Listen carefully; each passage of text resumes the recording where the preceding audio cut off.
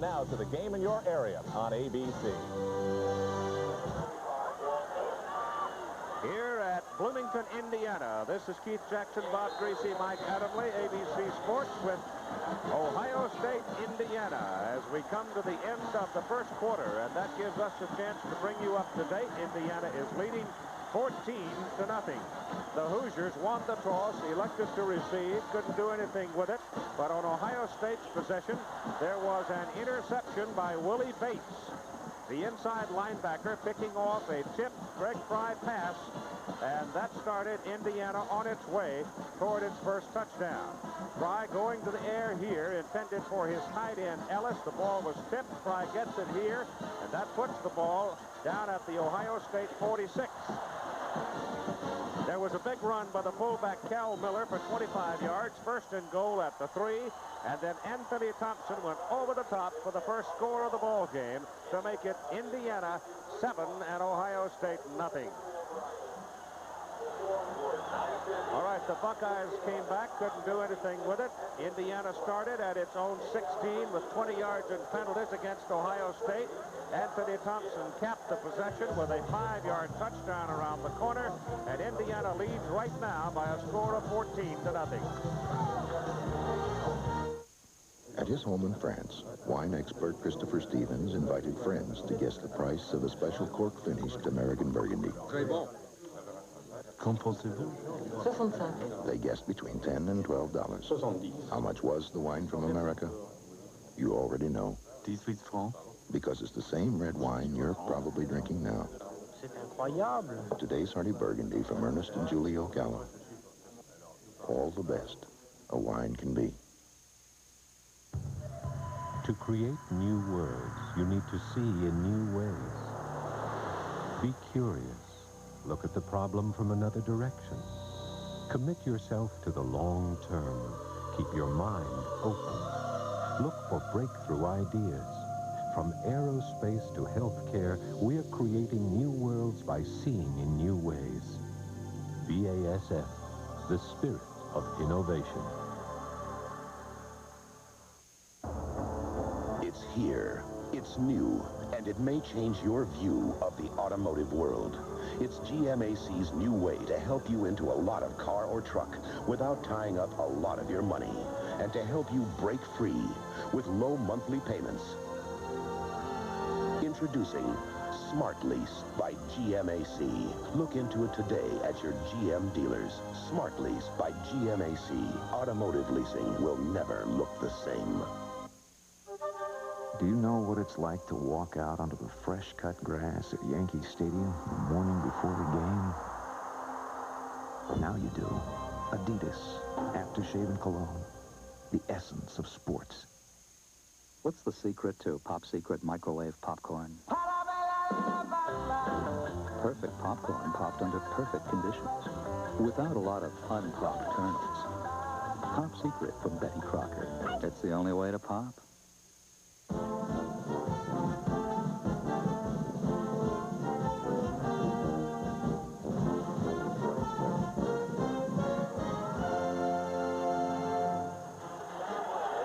We go to the second quarter of play now. John Cooper, Ohio State coach, on the left. Bill Mallory there with a headset on the right. Ohio State owns the ball. Second down at about 3. And will cross midfield with it on this carry. Scotty Graham in at fullback with James Bryant at tailback. And that'll be an Ohio State first down on the Indiana side of midfield near the 45.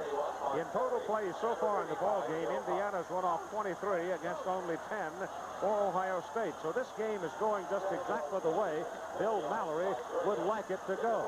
Carlos Snow started the game at tailback for Ohio State, limped off after one play, came back later and then got really belted, had the wind knocked out of him, so he's had a rough start returning to action. It is first down, Ohio State now, trailing 14-0. The ball on the IU 45, and this is Bryant, the tailback, breaking one for another Ohio State first down. Bryant, a junior out of Harrisburg, PA, and here are the stats on the first quarter. Well, it was heavily first half. First quarter was for Indiana, 23 plays to 9. Time of possession was heavy for Indiana also, and of course the total yardage heavy in their favor. Ohio State comes in with a record of 2-2. having lost their first conference game to Illinois last week. Indiana is 3-0-1, having a tie against Missouri. It is on the 34 of Indiana. First down for Ohio State. This is the first real serious offensive move in the ball game by the Buckeyes. Bryant has the ball, looking for a hole, won't find much, a yard, maybe two. The defensive unit for Indiana, a swarming, mauling, banging kind of a bunch of players. They're veterans, they're seniors and juniors in the main. Walt Harris, Dan Bauer, and Dan Schlereth are the three down people. The backers are Terry Saunders, Willie Bates, Brad Money, and Joe Huff. The defensive secondary, Mike Dumas, Mark Ferry, Brian DeWitts, and Eric Coleman. For Ohio State, they started with Greg Frye at quarterback. He is the quarterback of this year and probably the next two. He's only a sophomore. He's looking at second down at about 8 now. Ball resting at the 33 of Indiana, and Frye will throw it. Gets it away, and it is intercepted. The second interception of the ball game. Mark Ferry has it. Mark Ferry, who had the big hit on Carlos Snow, picks it off and returns it back to the Ohio State side of the field. And the Buckeyes right now look like they're going to self-destruct. Frye is trying to go to his tight end on a crossing pattern. Play action pass. The tight end just went across the screen. Ferry steps in front of him. Makes a nice run up the sideline, and Ferry, only a walk-on, is a fifth-year senior, doing an outstanding job. That's the second pass that Frye has thrown toward his tight end. Now, this is the second time that it's been intercepted. Listen to the heartbeat of America. Listen to the heartbeat of America. The Chevy Beretta Sport Coupe, designed to help you look better, engineered to help you drive better, and priced to let you live better.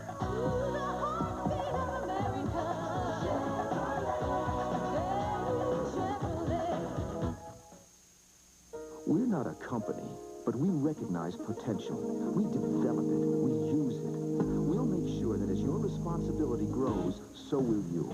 As your ability for leadership grows, so will you. Working with us, you'll gain self-confidence, become a person with a future. We're not a company, we're your country. We're the Marines, the Army, the Navy, the Air Force. We're the Armed Forces. It's a great place to start.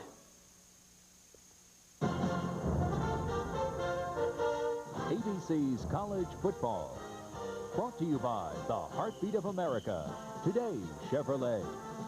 By Crest Toothpaste. Go ahead, show them your Crest best. By the U.S. Armed Forces. It's a great place to start. And by the On-Time Machine, American Airlines. Something special in the air.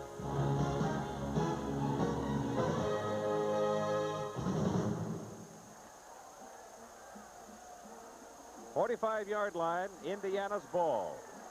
Anthony Thompson, 58 yards on 11 carries and 2 touchdowns in the ball game. He is now Indiana's third all-time rusher. And he runs the reverse. The ball is handed off to Gary Gooden, a flyer. And Gooden is collared inside the 40, down around the 36-yard line. 2 more touchdowns, and Anthony Thompson will pass Jade Butcher for the all-time leader in career touchdowns at IU. It's a pretty good-looking football team. A good-looking football team. Bill Mallory has done a nice job coming in here, settling this group down. He's been here 5 years. Of course, 16 of the starters of the first 22 are seniors. It's a very experienced group. Second down and 1. Ball given to the fullback, and that's big Cal Miller, 220-pound sophomore, and he bangs into the middle for a first down and lets going like Adam Lee. Well, Keith, one of the things that may hurt Ohio State offensively is their outstanding sophomore tailback, Carlos Snow. He came into this game at 90% efficiency because of a sore right knee. On the first quarter, he was knocked a great hit by Indiana's Mark Ferry. He pulled a groin, and it looks like he may be out for the rest of the game. They're going to try to get him ready, but it doesn't look good right now for Carlos Snow. And they sorely need him. Indiana's ball first down at the Buckeye 33. Given to Anthony Thompson. Slowed in the backfield. Pursuit gets him around the 30-yard line. The first hit was Judah Herman, an inside linebacker freshman. So we are in the second quarter of play. I understand there's something to do with audio problems. I don't know what it is. But we've got Michael McCray, outside linebacker, who is hurt on the play, and time is taken for him. He's a redshirt senior out of Dayton and one of the leaders in that Ohio State defense. So time is out right now for Michael. 14-0, Indiana. At UPS, we're changing the look of the international delivery business. Because now, UPS delivers to every country in Western Europe, the Pacific Rim, Down Under, and Canada. And because we're so efficient, we can deliver your international parcels and documents for fewer francs, yen, or drachmas than other companies charge. An accomplishment we feel deserves a little flag waving. UPS, we run the tightest ships in the shipping business. It's called Triple Jump Checkers. And every one of these cards, you have a chance of winning. I want the Carnival Cruise. What would you do on a cruise? Maybe I'd meet someone. Yeah, right. What's the worst? I can't wait to get the Pontiac Grand Prix, take a trip down to Atlantic City. I'm going for the big one, the 1 mil. Me too. Buy one, man. Let Mate show you how it's done. All right, here we go. All right.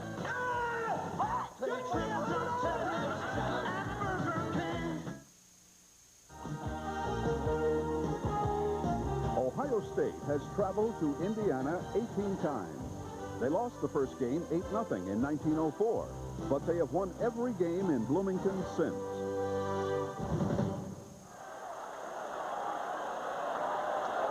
Well, I don't think anybody, as long as Mallory's around here, the way he's done things, is going to ever find coming back to Bloomington a free trip anymore.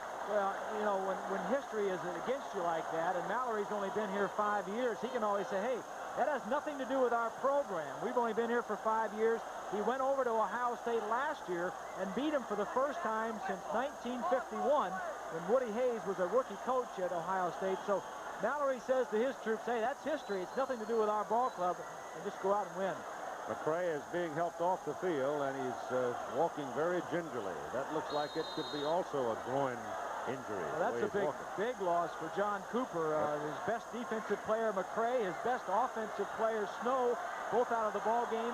We're nearly almost 1 quarter into this game. 2nd down and 7 for Indiana at the Ohio 30. Anthony Thompson. That offensive front for Indiana doing a heck of a job in this ball game. Brown and Dumas brought him around and brought him down. Talking to Bill Mallory yesterday about the confidence level of his football team, and this is what he had to say.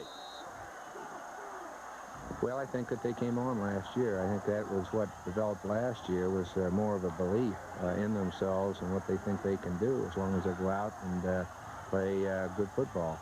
But there is a much better air of confidence here, and that's what we have to have in order to be successful, and certainly successful in the Big Ten. Anthony Thompson gets the ball again, runs it right straight up the middle. He's running behind Chris Simons, 280, Tim Ratke, 265, Ron Vargo, 265, Don Schrader, 270, and Jeff Fryer, 285.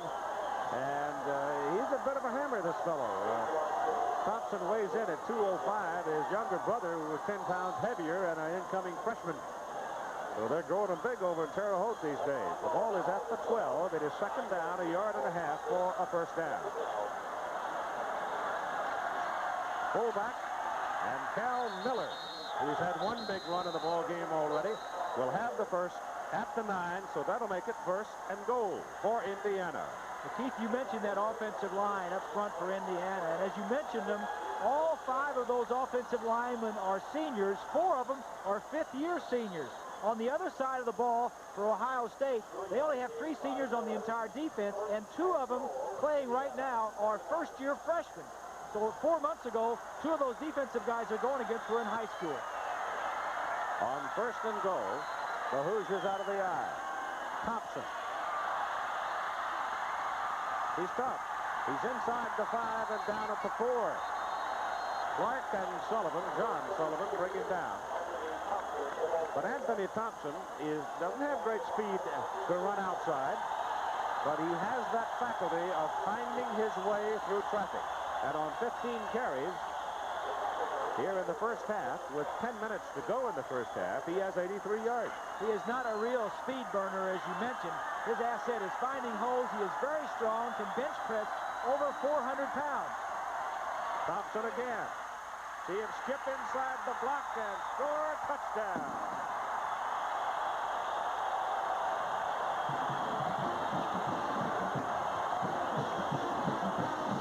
Penalty flag at the 1.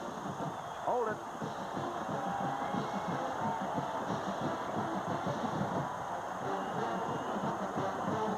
It's holding Indiana. No TD. The referee today is Jerry Hendrickson, Frank Strocha, the umpire, Lorenzo Clemens, the head linesman, Jim Keogh, blind judge, George Solomon, field judge, and Bob Coleman, the side judge, Ken Baker, the back judge.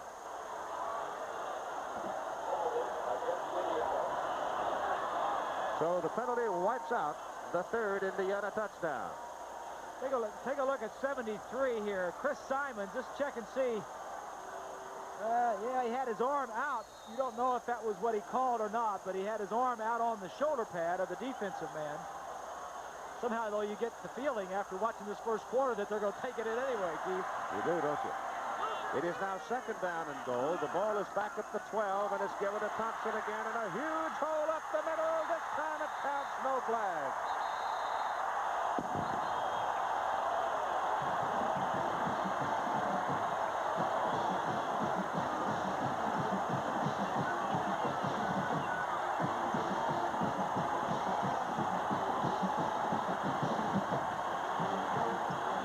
What you're seeing here is what we mentioned, a dominant offensive line. Watch the holes that are open right here. Huge offensive holes by that senior-dominated offensive team for Ohio State. And with a good running back like Thompson, he just gets it in the end zone. The extra point try by Stoyanovich. Big leg on this fella. Knocks it up and through. So with 9 minutes and 47 seconds to play in the first half, it is 21-0 Indiana, and Anthony Thompson now is tied with Jade Butcher for career touchdowns at IU, 30. Fancy perfuming aftershave. It's got to be a quarterback's locker. Real guys who get mud on their uniforms use rugged, honest stuff. Ice Blue Aqua Velva. There's something about today's Aqua Velva, man. So you still think linemen are dumb? Extra Strength Alka-Seltzer has more of what you take Alka-Seltzer for. More medicine, more bubbles, for fast relief of heartburn with a headache. Try Extra Strength Alka-Seltzer. More of what you take Alka-Seltzer for. It's Chevy versus Ford, compact and full-size pickups in a test of standard four-wheel drive systems. They start in two-wheel drive, but they're going to have to shift into four-wheel to make it across the ditch of doom. The Chevy shift and keep going, but the Ford drivers have to stop and lock hubs. Why is America having a change of heart in pickups? Chevy gives you standard shift-on-the-fly Insta-Track. Ford doesn't. The heartbeat of America, that's the day Chevy truck. The heat is on for Boston. The Red Sox were left out in the cold when the A's took 2 at Fenway. Now it's on to Game 3 in Oakland, tonight on ABC Sports. Well, Bob, watching this Indiana team, I made a comment yesterday that I thought might get me thrown out of town by Bill Mallory when I said I thought the Big Ten might be IU's to lose if they do lose it. And today, Michigan defeated Michigan State 17-3, so it looks like the Wolverines and the Hoosiers are going to get together. Well, Bo and Mallory have a great deal of respect for each other. In fact, 3 of Mallory's sons have played for Bo. The latest one is a freshman up there right now, so I think that's where it's going to get down to. I'll tell you one thing, if you like old-fashioned down and dirty trench football, that'll be one of the great ones, won't it? Yes, it will. They coach a lot alike. All right. Let's see if Ohio State can find something here to get them going. So far, the Indiana defensive people have just slapped their ears back. Bobby Olive, however, has been a very exciting kick returner so far. He's had a couple of good runs today. He's deep now for Ohio State with Scotty Graham. Olive is a young sophomore at 155 pounds from Atlanta, Georgia. Stoyanovich with a little wind at his back will knock this one way back there. No return. And right now, here's Al Bradwick. Fifth-ranked Notre Dame got off to a slow start. Darnell Dickerson for Reggie Williams, 42 yards. Pitt led 7-0. But right after that, Tony Rice on a keeper across the goal line. It's tied in Pittsburgh. That's a stop that Notre Dame needs to be careful about. Yes, sir. Pitt's kind of an up-and-down team themselves. Ohio State has been good one week and awful the next week. And John yesterday, and talking to him, said, I don't know what the world's going on, but we will find our way. And they will. I've known that man too long. First down for the Ducks at the 20. The tailback, Bryant, looking for some running room, finds about 8 yards worth up to about the 28-yard line. Walt Harris, 265-pound senior from Detroit, the tackle for Indiana. They've got good size up front, but not terribly big, and they're down 3. 265, Bauer 255, and Schlereth at 255. But they're pretty quick. And the backers, the 4 backers for Indiana, just swarm you. They'll take the shirt right off your back. Fullback this time, Matlock carries and will have the first down out across the 30 at the 31. Matlock, a senior who stayed home in Columbus to play. Terry Saunders brought him down. This is the first year at Ohio State for John Cooper, and anytime you come in, especially coming into a program that has run a great deal, it's tough to put in drop-back passing, and that has been one of the problems teaching the offensive line and the backs the new system that John Cooper brought to Ohio State. Bryant, stung by 2 interceptions, hands the ball to Bryant. Bryant is taken down at the line of scrimmage. But in reality, Bob, in knowing John Cooper, now, John believes the same thing that Bill Mallory believes.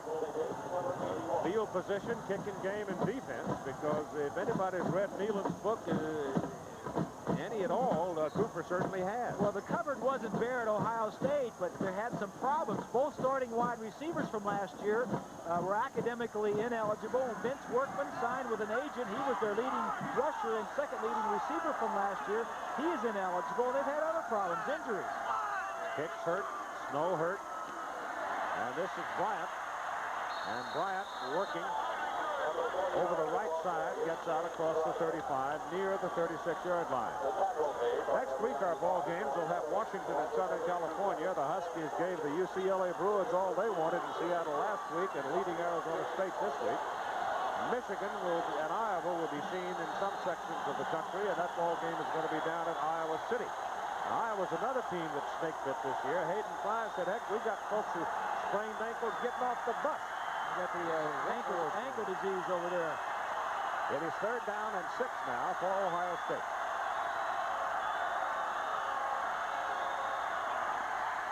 Fry trying to find a little better luck in his passing game. That is incomplete, intended this time for Jeff Graham and broken up by Brad Money. He had him as soon as he made his break, decided to wait for the middle, and by that time Money covered him. Well, Ohio State, aside from the other problems that we have new system and young players, whenever you have inexperience at the skill positions, as you do at the quarterback and wide receiver, it's going to be tough to get things done. There are 10 Hoosiers up there. They're going after Jeff Bowman, who is not particularly quick in getting his punch off, but that time he does, and he gets off a very good kick. And it's taken by Tony Buford, who can break them big sometimes. He comes back to the 34-yard line. So that's good coverage that time by the Buckeyes at 7:08 to go in the first half. A little light cloud now moving in across the sun. The weather has been brilliant. There's a look at the Indiana University campus in Bloomington.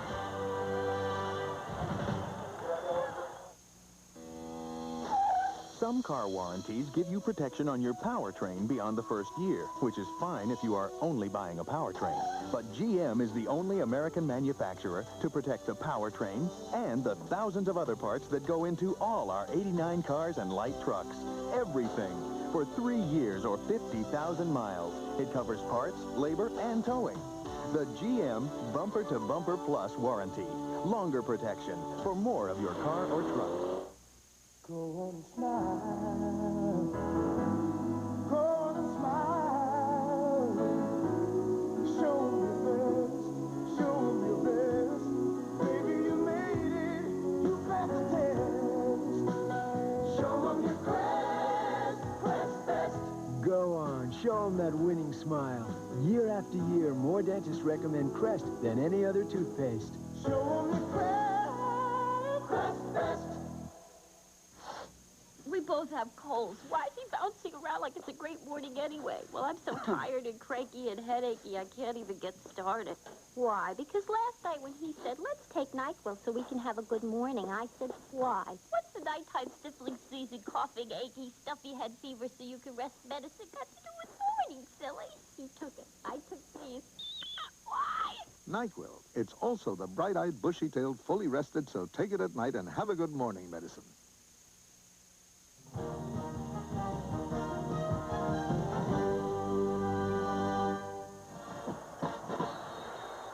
21-0. The Indiana Hoosiers leading Ohio State.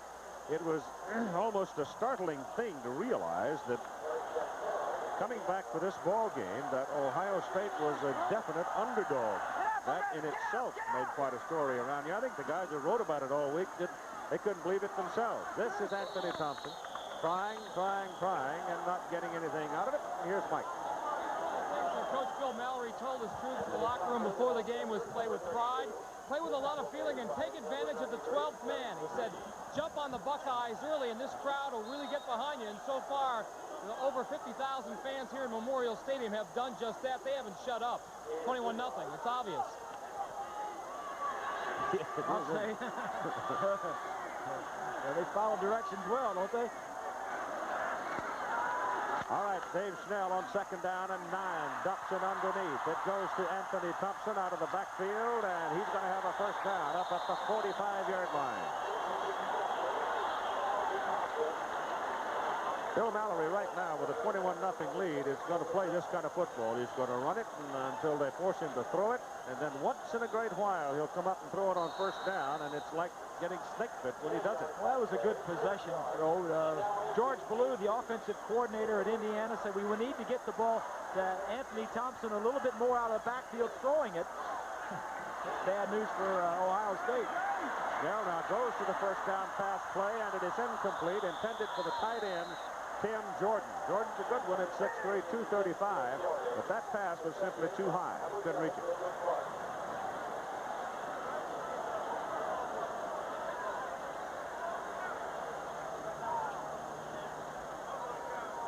And so it'll bring up third down at about 9 with 6:05 to play in the first half. Some of the games in the East now having been completed, and there have already been a bunch of surprises today. It'll be second down, and it looks like 10, really.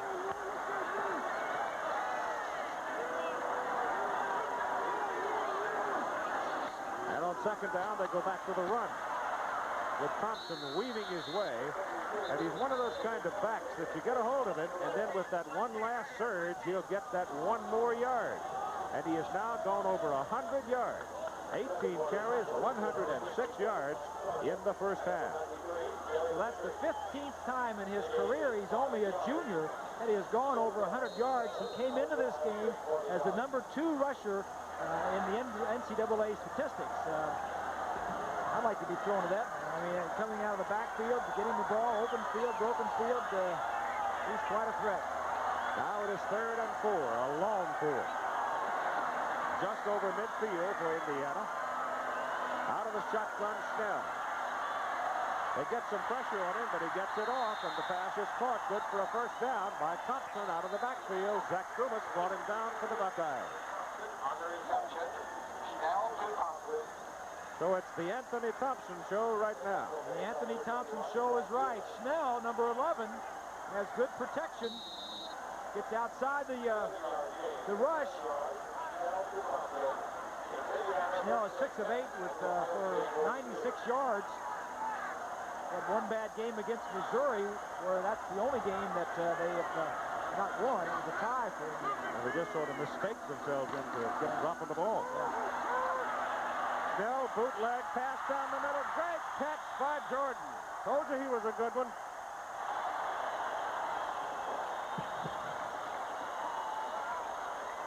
You get a guy that big, that agile, with hands like that, he's a big target. Well, he weighs 235, and he is the holder for extra points and field goals. That tells you he must have pretty good hands, and he knows when he's open. He's kind of hanging, but yet stays away from the defensive back. That was a tough throw and a very good catch. And it's first down, Indiana at the Ohio State 25. Snell keeping it on the option. Turns the corner, knocked out of bounds at the 19. And the clock shows 4.5 minutes to go in the first half. This is Pork Day at the campus and the ball game here at Indiana University, so I feel right at home. Did you have some on the way in? I'll tell you what, we're going to lose a lot of this crowd in the second half. They go out, if Indiana keeps scoring, they're going to go out for more pork. Just inside the 20. Second down and about 4. Big surge by the offensive front. Cal Miller, the fullback. And it looks like another IU first down. Schrader, Ratke, Simons, Fryer, and Vargo, that offensive front continues to push back the defensive line for Ohio State. Call it first down. The back of the ball just touching the 15.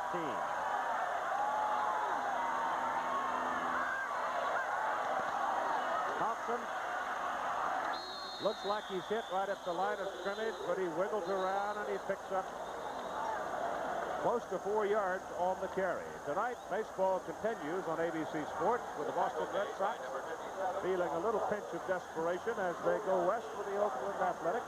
A's lead 2 games to none. It's 8 o'clock Eastern time. Boddicker and Welch, the pitchers for tonight's ball game out west. Call it second down and short 7. Go back to Thompson. And Thompson is inside the 10 to the 8-yard line.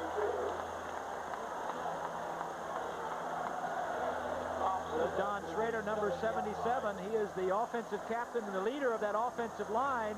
Watch him as he pulls. It was all Big Ten last year. Gets a little help from his fullback.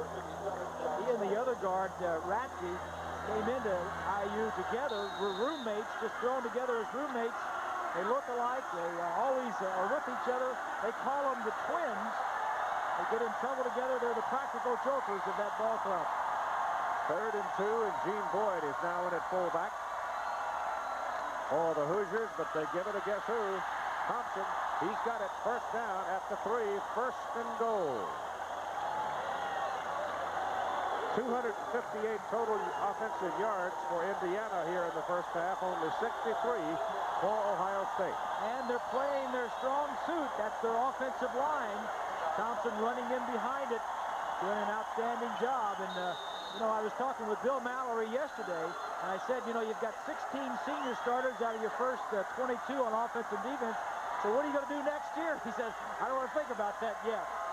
He worked long and hard to get to this position here. Ball is on the 3, and Ohio State has called a timeout. So apparently one of the Buckeyes taken up with 2.5 minutes to go in the first half. To the heartbeat, ooh, ooh, of America. To the heartbeat, heartbeat of America. Oh yeah. Chevrolet has been a part of more families than anyone. That's because Chevrolet offers more ways to move your family than anyone. Oh, the heartbeat of America. Chevrolet. That's Chevrolet. Help protect your plans and dreams. Our agents are the key. Together we make America work. We're USF&G. From the mountains edge to the ocean's edge, we insure you every day. We protect what America's made of. We cover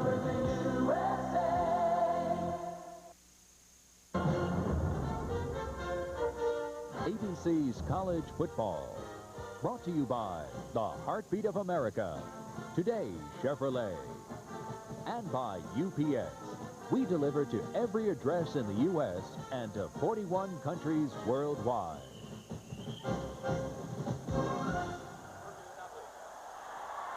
Frankly, I wouldn't have guessed that we might see Anthony Thompson break Jade Butcher's career scoring record or touchdown mark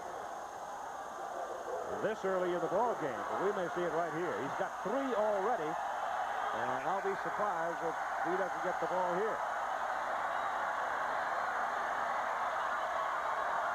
First and goal at the 3. There goes Thompson, and they get him this time. A yard short of the line of scrimmage, and John Krzyzewski, the big sophomore for Ohio State out of Riverhead, New York, makes the first hit on him. So he lost a yard. That's an upset in itself. Well, it looked like he tried to go outside. Ratke, the left guard, was pulling out. As you take a look at McCray, as a groin pull, going to the locker room. Seen that walk a lot. Had it a few times myself, and it's one of the... Oh, it hurt. Oof. Here's Thompson again. He's got the touchdown. New career touchdown record for Anthony Thompson. Game, season, and career.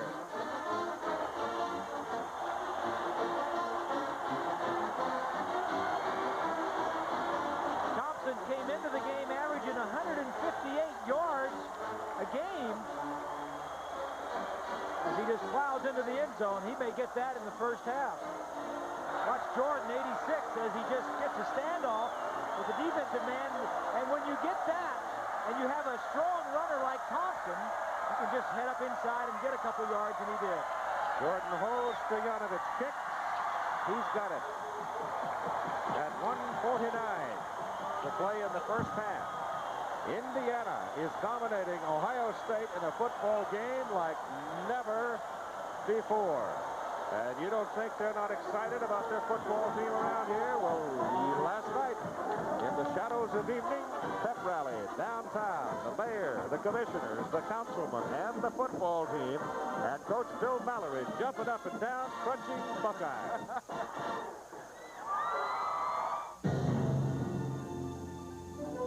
This is what American Airlines does better than anyone else. Arrive on time, again and again. In fact, American has the best on-time arrival record of the 9 largest domestic airlines. American Airlines, the on-time machine.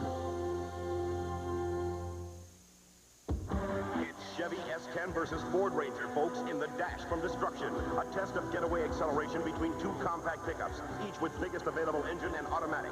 Which one has the power to win?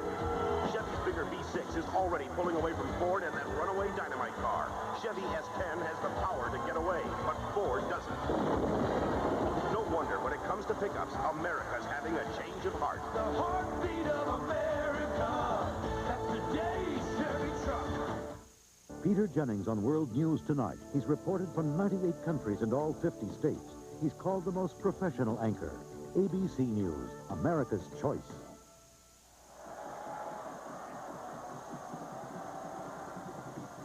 Utterly dominant. Indiana leading 28-0 with 1:49 to go, and I was taken by this sign. Hello, Norwegians. I'll see you in Lillehammer. 94. Oh, me. Lillehammer was an upset, too. Bobby Olive and Scotty Graham are the deep people for Ohio State. Bobby is the little fella. Graham, a big fella, 215. And Pete Stoyanovich, the senior from Dearborn Heights, Michigan, will kick it off.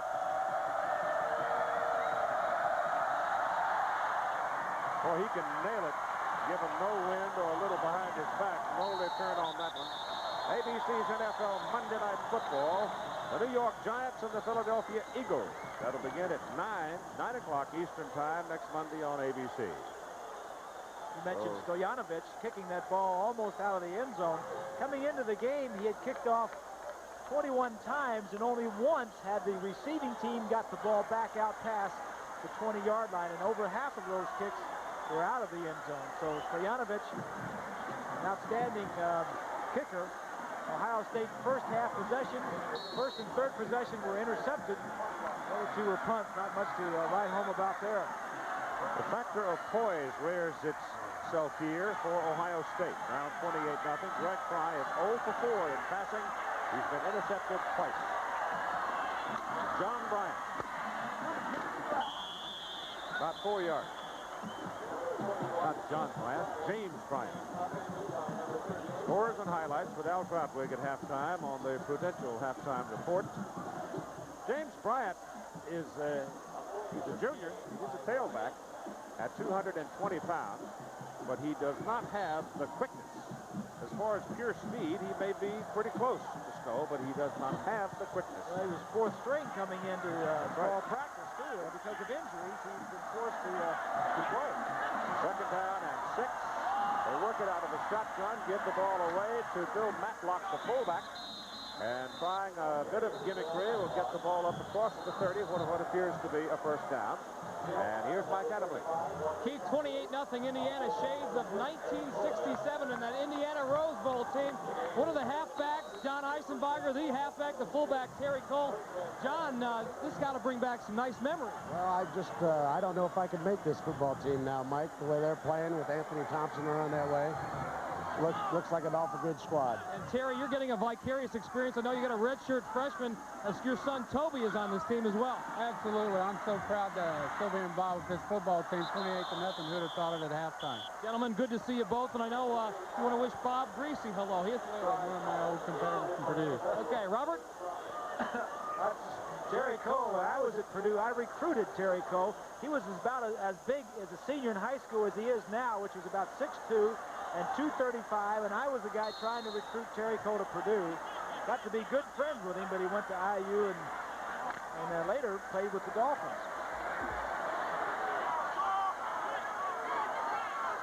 Tough day so far for young Greg Fry. On second down and 10, that's James Bryant. Couple of yards. But you hooked up one time and a ball come loose for a moment, did it? A little scuffling around, but you hooked up with Jim Finley for an 80-yarder. That's still in the record books against IU. Against IU, that's correct. But Jim Finley was not a fast receiver. It's a lot like Buford that's playing here at Indiana. He had good moves, possession receiver, but not a lot of speed. But Purdue went to the Rose Bowl, played in the Rose Bowl game in 1967. Indiana went the following year, 1968, and that's the first 2 times and the only 2 times these 2 Indiana schools have gone. First half is over. So Ohio State, being very deliberate, let the clock run out. They had 14 seconds when they went to the huddle, and they chose to go to the clubhouse, trailing 28-0. What's the secret to Pop Secret microwave popcorn? Perfect popcorn popped under perfect conditions, without a lot of unpopped kernels. Pop Secret from Betty Crocker. It's the only way to pop. Pop Secret introduces the perfect addition to perfect popcorn. New cheese. Pop Secret. Now with a great taste of real cheese.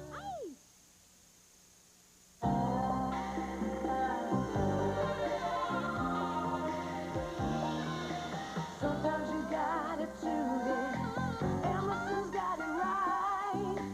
Fine tune it, fine tune your life. Nobody's gotta tell you. Emerson does it right. Fine tune it, fine tune it, fine tune your life. Fine tune your life with Emerson.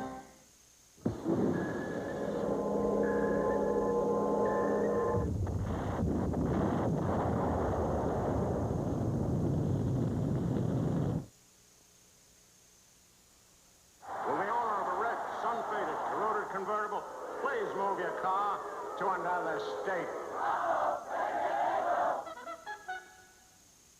For some people, parting is such sweet sorrow. For others, it's just sweet. Especially now, because Acura is having a sale. So if you're in the market for an automobile that behaves like a European but has a solid understanding of American economics, all you have to do is go to your nearest Acura dealer. By the way, did we mention we're having a sale? Oh, yes, of course. Sorry. Now our 49-cent original tacos can fill up even the biggest appetite.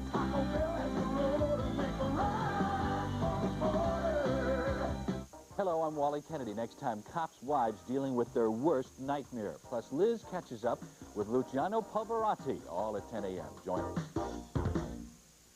Denise James reports on sexual harassment at 11 p.m. Tuesday. In the National League Championship Series, the Mets beat the Dodgers 8-4 today in muddy Shea Stadium. Tonight, the American League Championship Series resumes Game 3. A report on it now from Gary Bender. The scene shifts for Game 3 in the American League Championship Series. The site is the Oakland Coliseum. It's quiet now, but later today, a capacity crowd of 48,000 will be on hand. The Red Sox have a lot of pressure. They trail 2-0. Their difficulty began Wednesday in Fenway Park, and the guy that started it all was the man who led the major leagues in home runs, Jose Canseco. Canseco, with 42 home runs during the regular season, hit this one out over the green monster in left field into the net. And the A's went on to win game number 1, 2-1. In the second game, the Red Sox found themselves on top 2-0, the bottom of the 6th inning. They lost a golden opportunity to take a 3-0 lead when this pitch got away from Ron Hasse. Todd Bainsinger tried to wave in Jim Rice from third, but he was not alert enough to come in. As an end result, the A's took advantage of that, and at the top of the 9th inning, shortstop Walt Weiss dumped this one in front of center fielder Ellis Burks. Ron Hasse came home with a winning run, and the A's won it 4-3, leading 2-0. Mike Boddicker will try to win it tonight for the Red Sox. Bob Welch, who's been sensational in the Coliseum, 13-4 this year, will go for the Oakland A's. That's coming up later from the Oakland Coliseum. Now back to the Prudential halftime report. If you can dream it, you can do it. Today, the Prudential can show you a new world of financial opportunities. Look to the Rock for mutual funds, stocks, and bonds. Feel its strength in CDs, insurance, and mortgages. With the right choices, the right guidance, the sky's the limit. The Prudential. Your Rock in financial services. From the first gray light of dawn to the last red glow of dusk, around the world, the sun never sets on a time, on a place that hasn't been influenced by the Big Ten universities and their graduates. In outer space, the Persian Gulf, drilling for offshore oil, exploring the mysteries of science, faculty and students of Big Ten universities blend brain power, research capability, skills and talents, devotion to excellence that spell a national leadership that's different and lasting. Athletic programs reflect the same kind of dedication to being the best. So whether it's early dawn or the fire of evening, around the world, the sun never sets on what the Big Ten means to the quality of life, made better by skills, academic innovation, and the positive values of intercollegiate competition. The Big Ten, unique, great, uniquely great. We go above and beyond just like you, above and beyond what we have to do. I'm a Prudential representative, and I help people review their life insurance needs, because I know how much the right life insurance means to me and my family. You take pride in your life, so do we. Going above and beyond is our policy. The Rock, the Prudential, above and beyond. Our score is 28-0, Indiana over Ohio State at halftime. It's a startling score, I'll admit, and it's been the Anthony Thompson show so far today. Thompson now owns the game, season, and career touchdown records. He scored 4 today, 14 for the season, 31 in his career. He has 121 yards on 23 carries. Now let's join Al Trotwick. The Prudential College Football Halftime Report. is brought to you by the Prudential. Your Prudential representative goes above and beyond to meet your needs in insurance and other financial services. The Prudential, your rock in financial services. Now from Studio One in New York, Al Trowig. Well, good afternoon. I'm not sure Saturdays in college football can be much wilder or more surprising than the one we had today. It was almost 5 years ago exactly, as a matter of fact, 1 week short of the date, October 15th, 1983, that the Columbia Lions last won. Well, guess what? Princeton was favored to win this game, but Columbia goes on to win 16-13 to snap their 44-game losing streak. Congratulations to the Lions, and they did it at home for their first regular season win at Lawrence Wien Stadium, which they opened just a short time ago. Moving on, some top 20 teams struggled today, among them Florida. 14th ranked and undefeated going in. Memphis State, in their first meeting ever, gets the first rushing touchdown that Florida has allowed all season, and that's the one that cost the Gators. By the way, Emmitt Smith sprained his knee, left the game with 89 yards rushing. On we go to Alabama. They led 12-0, but Mississippi comes back and beats them by 10, 22-12. In the fourth quarter, Sean Sykes, a 12-yard touchdown run with 46 seconds left. That gave Mississippi the lead, and they never lost it. Alabama quarterback problems continue. They had 0 for 11 in passing today, and they just can't seem to find someone who's going to take charge in that backfield. On we go, Notre Dame and Pittsburgh, with Notre Dame currently 5th ranked in the nation, and after they tied in the opening 7-7, they've moved on along in that first quarter. 4 touchdowns today for Barry Sanders, the running back for Oklahoma State and Colorado. The Buffs having a tough time at home. We move to the third quarter. Mike Gundy, the quarterback for the Cowboys, has had a good day. So has his receiver, Hartley Dykes. Here's Barry Sanders, 65-yard touchdown run, 4th of the game, 15 on the year. That leads the nation. Now, next week, OSU and Nebraska will play in Lincoln, where the Huskers have a 26-game unbeaten streak against the Cowboys. That'll be an important Big 8 showdown. So Oklahoma State remains unbeaten, Colorado's first loss. Nebraska, 9th ranked, was expected to beat Kansas by 48 points.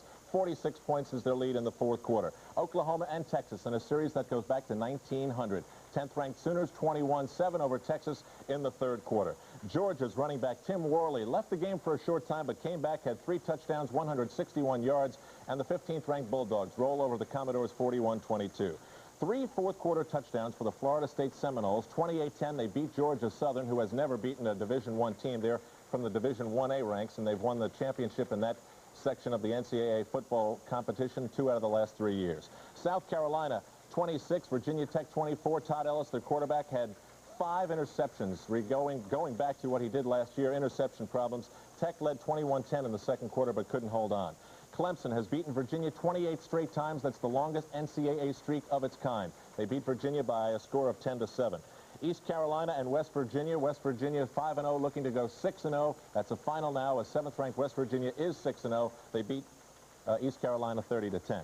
Syracuse with a big win at home today, 34-20, the biggest game in college football in the East. 34-20, Syracuse wins it. They're now 4-1. Quarterback Todd Philcox had 4 touchdown passes, 3 of them to Rob Moore. Their opponent next week is Penn State. They were winners today over Cincinnati, 35-9 at home. Freshman quarterback Tony Saka had 2 touchdown passes. Arkansas 31, Texas Tech nothing. Arkansas, the only SWC team in the top 20. They should stay there with that win. Michigan now 2-0 in the Big Ten. That's the good news for the Wolverines. 17-3 over Michigan State. Michigan State has only scored 36 points in 5 games. Illinois and Purdue, this game is in the fourth quarter. And the Illini lead the Boilermakers by a score of 20-0. Jeff George, the transfer quarterback from Purdue, getting a chance to play against his old team. In Iowa, 24-31-6. Now Iowa leads Wisconsin. That's in the fourth quarter. Hayden Fry still thinks his team is 3 plays away from having a perfect season. In the game that some of you are watching on ABC, Washington 3, Arizona State nothing. That's at halftime. We'll have a report coming up on tonight's game between Oakland and the Boston Red Sox as we continue on the Prudential Halftime Report from New York. Stay with us. We'll be right back. Soar beyond your expectations. Today, the Prudential can show you a new world of financial opportunities. Look to the Rock for stocks and bonds, mutual funds. Feel its strength in CDs, insurance, and mortgages. With the right choices, the right guidance, you can move mountains. The Prudential, your rock in financial services. 私の言ってることがわからないのはあなただけじゃないですよ。日本で企業に勤めているアメリカ人のほとんどもわからないのです。実のところアメリカ政府の外交官の多くが外国語が話せないのです。それなのに在米外交官のほとんどは英語を流暢に話してます。It's getting tough for America, and one of the most important universities in America just got tougher. Indiana University, we're all for you. We go above and beyond just like you, above and beyond what we have to do. I'm a Prudential representative, and I help people review their life insurance needs because I know how much the right life insurance means to me and my family. You take pride in your life, so do we. Going above and beyond is our policy. The rock, the Prudential, above and beyond. The Big Ten Pac-10 excitement continues on ABC's college football. The Washington Huskies have proven that they are a force to be reckoned with in the Pac-10. But next Saturday, they'll face the agile legs and the strong arm of USC's quarterback, Rodney Peete. Behind this Heisman candidate, the Trojans are ranked 3rd in the country. All in the Big Ten. Gets it off into the end zone. Colasar. Touchdown. Michigan tackles Big Ten rival Iowa. All next Saturday on ABC's college football.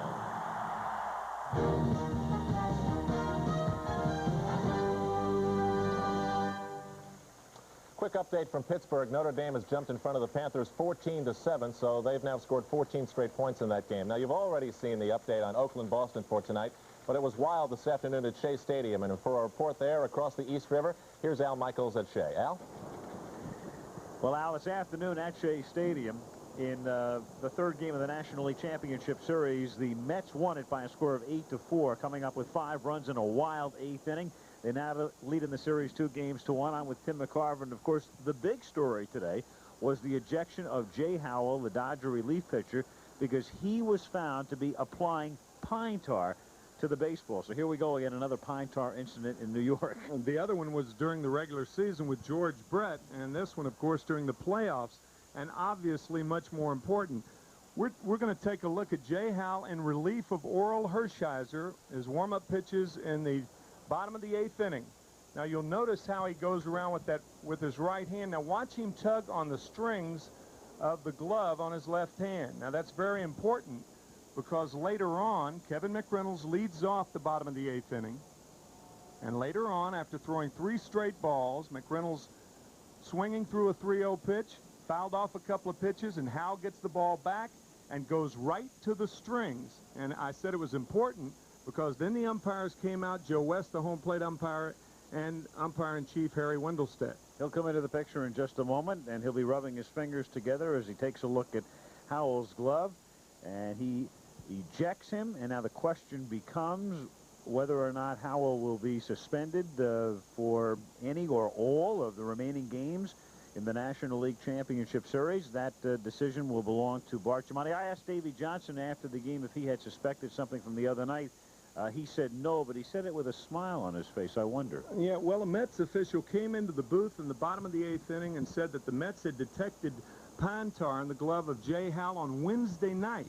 And they didn't say anything. They were going to let Jay Howell pitch the next time, and sure enough today. Yeah, Davey said earlier that Bill Robinson had detected it, and that's why he went out to ask that the glove be inspected. Meanwhile, about 20 minutes ago, Jim Palmer talked to National League President Bart Giamatti.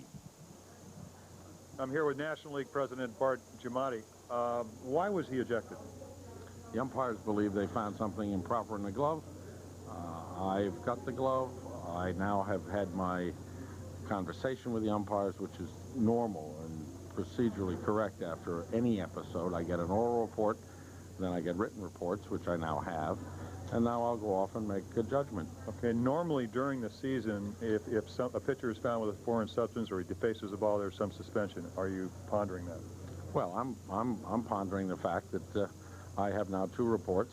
I have an oral report, and I'm not going to make any judgment standing here, even as distinguished a former pitcher as yourself, about anybody. But clearly it's something I'm going to take very seriously, and as soon as it's appropriate, I'll be going off to take it seriously. Okay, one more question. Can you tell us about where they found the substance on the glove? Do you know that? Sure, I know that. Are you going to tell us? I'm not going to talk about it at all at this point. All right, Bart refused to say what or where. He right now is not even on the grounds, and I'm sure he's pondering whether he'll suspend Howell or not. So not much revelation in that particular interview, but listen to this, because shortly thereafter, Jim Palmer talked to Dodger manager Tom Lasorda. I'm here with Tommy Lasorda, manager of the Dodgers. Tommy, what exactly happened? I mean, what is your understanding of what's going on? My understanding was that they checked the glove. When he ran his hands over the glove, he said to me, "There is nothing coming off the glove on my finger." So I thought everything was okay. Then he said, "There's a foreign substance here. I'm going to have to eject him." I said, "For what, Harry?" And he said, "Because he has a foreign substance." Now, you haven't been a pitcher. You know this, that if you have pine tar or you use pine tar on a night like this or a day like this, all it does is give you a better grip on the ball. If you're doctoring the ball up with a file or a sandpaper or a nail, that allows the ball to have movement on it. But with pine tar, they use it on bats to get the grip. And he was using something that was giving him a better grip, because on a day like today, you cannot use the rosin bag and get a good grip on the baseball. But you will admit it's illegal. I mean, that's what the rule says. That's the rule. That's what the rule says, yes. Okay. What's going to happen? I mean, I have have you made no any idea. suggestions to the president of the I have National no idea. I haven't talked to him yet.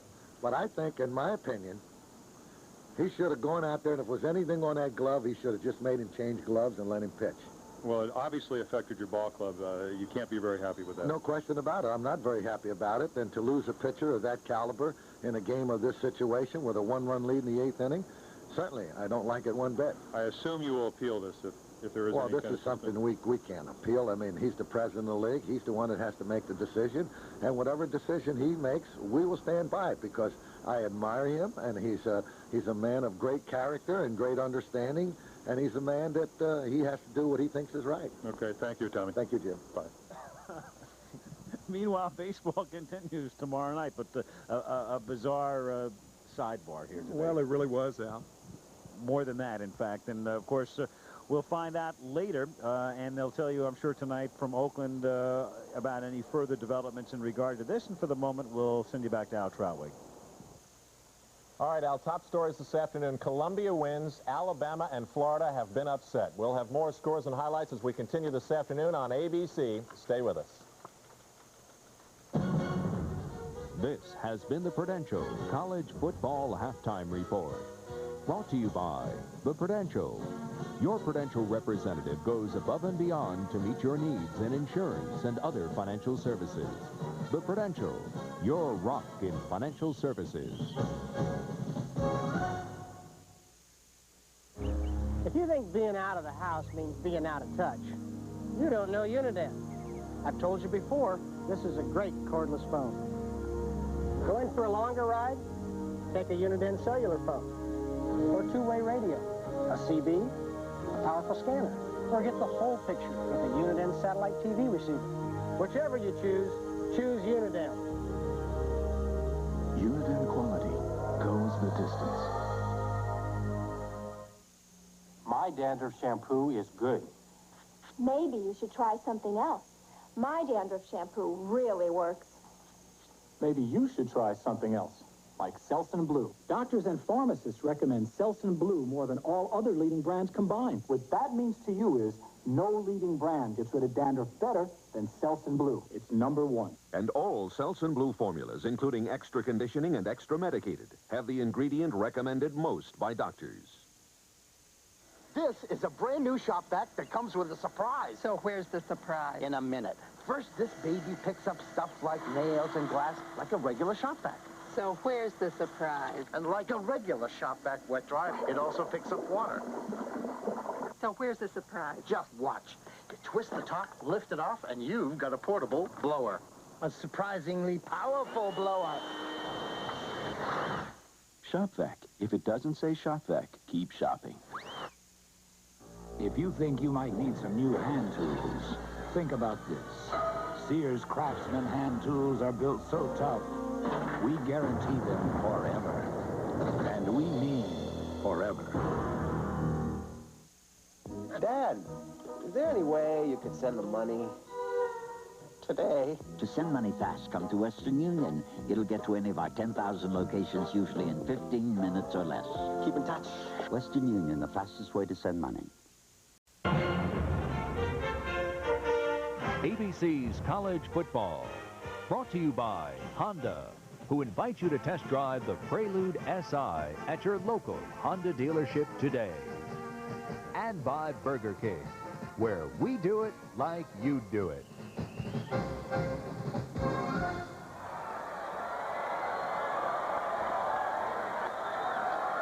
Back in Bloomington, Indiana. And ready for the second half of play, and the lights have been turned on. And the first time they have been used at this football stadium. They're brand new. They're given to the university by Bill Cook, friend of the university, and certainly a prime personality and figure in the development of Bloomington, Indiana. Lights given in the name of Ralph Floyd, the athletic director's late wife, Suzanne. It was a very nice gesture on Mr. Cook's part to do this for this university. So IU Stadium has lights. And they're going to play under them now as the day goes a little more and more cloudy. Getting, as we get to the end of the game, it'll probably be quite dark. Bobby Olive and Mark Hicks are deep. Mark is the young man who transferred from the University of California to Ohio State. And he really hasn't been much of a factor as yet. He is a junior, and he's been dinged up. Once they get him healthy, he'll probably be a good one. So Pete Stoyanovich will kick it off to start the second half of play with Indiana leading Ohio State 28-0, and there'll be no return. They'll go first down from the 20 of the halftime stats. Look at the passing yards for Ohio State. They have yet to complete a pass. The number of plays, Indiana has run twice as many plays, and first down, 17-5. Of course, 267 yards of total offense, and 194 of that for Indiana has been on the ground.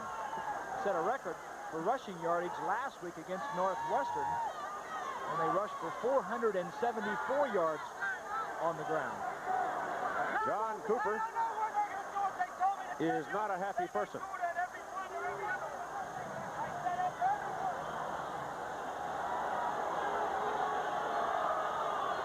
He's beefing at the officials right now. The crowd is 52,133 at Hoosier Stadium today. And it's mostly red. It's all red. Whether you were for Ohio State or for Indiana. All right, Greg Fry, who had no luck at all in this ball game, hands off to James Bryant, the tailback. And James is up to about the 24 before Willie Bates brings him down. There's another look at the first half possessions for Ohio State. They didn't get anything done. 2 interceptions led to touchdowns. There's not much you can say when you go in the locker room. I'm sure John Cooper came out. He wasn't very happy, and we saw a shot of him just a second ago. Second down and 6 for the Buckeyes. And Fry rolls it out, keeps it. Pretty good little move there to get a first down up around the 31-yard line. He wanted to go to the sidelines. He had Bernard Edwards over there, but Edwards is sandwiched by a couple of Hoosier defenders, and Fry tucked it down and picked up the first down. Joe Novak is the defensive coordinator for the Hoosiers, and he told me yesterday that the one thing he wanted to do to Fry today was mix the coverages and not give him the same read every time. He wanted to pressure the quarterback and mix the coverages. They're doing a good job of it. They get to 32, and the handoff goes to Bryant again. Gain on the play, 7 yards to the 39. Willie Bates again, the tackle for Indiana. John Cooper, 8 years at Tulsa with a record of 57-31. 3 years at Arizona State, 25-9-2, including a Rose Bowl victory in 1986. He played at Iowa State, came out of Powell, Tennessee. That's at home, but he was trained by some good ones, including Tommy Prothro. He was on that Pepper Rogers staff, and Kansas went to the Orange Bowl. Second down and 3. And the Buckeyes are going to be a little short of the first down as Matt Locke, the fullback, carries. And big Brad Money, number 53, made the tackle.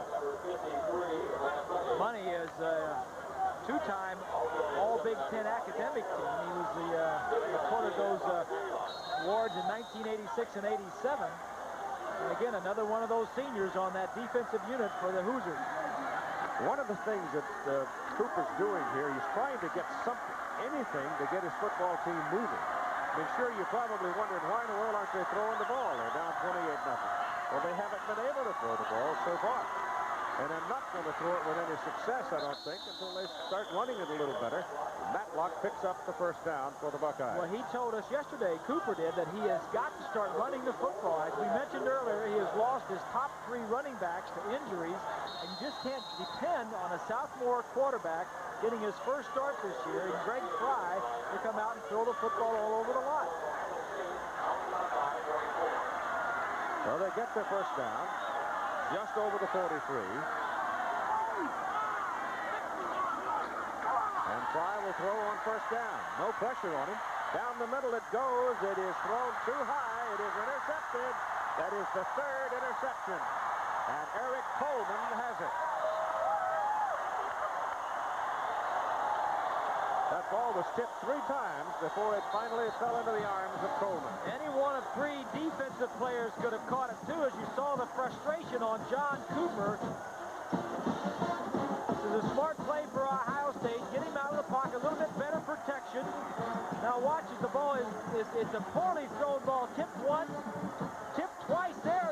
The second man should have had it. And Cooper, of all people, has a 3rd opportunity to intercept the ball. So Greg Fry is 0 for 6, 3 interceptions, and his fundamentals are being tested right now. Emotion and character. Going to have to bow his neck. This is Anthony Thompson, who has been the star of the day, and he's picked up about 10 yards before Brown and Clark can bring him down. Thompson is having a big day, to be sure. He's running very well, to be sure. But I want to tell you, he's got 4 horses pulling his wagon. Yes, he does. At least 4 and sometimes 5. There's Coleman, the young man that made the interception to give IU the ball. And it's 2nd down and a half a yard near the Ohio State 44-yard line.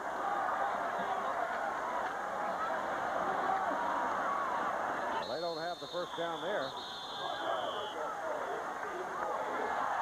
Gene Boyd tried for it. Big back Sullivan in the nose guard position ate him up. Herman, 36, is a true freshman. 47, Rogan, right there to the right, is a true freshman. He's got 3 true freshmen in that defensive lineup now. Of course, McCray, we saw hurt earlier in the ball game, and Rogan is the backup for him. But, this is a pretty good defensive ball club last year. Chris Fieldman graduated, Tumero graduated, and got to go with the young players. We'll go back to Thompson. He's got the first down, and then some as he rumbles to the 31. Vince Clark's getting a workout. He again makes the tackle from his cornerback position. And Anthony Thompson is headed for 200 yards. Now look at the offensive line to the left side. 77 is Schrader. Look at the offensive line. The fullback with a nice block. Linebackers nowhere to be found. Just good, tough running and good line blocking up front. We're putting up Anthony Thompson a lot. We should be putting up his offensive line and the fullbacks that are doing a great job blocking. Right. On first down, Dave Schnell looks to throw it. Can't do it. He's brought down by big number 96, Treko Zisakovic from Western Ontario, Canada. Zisakovic. Zisakovic.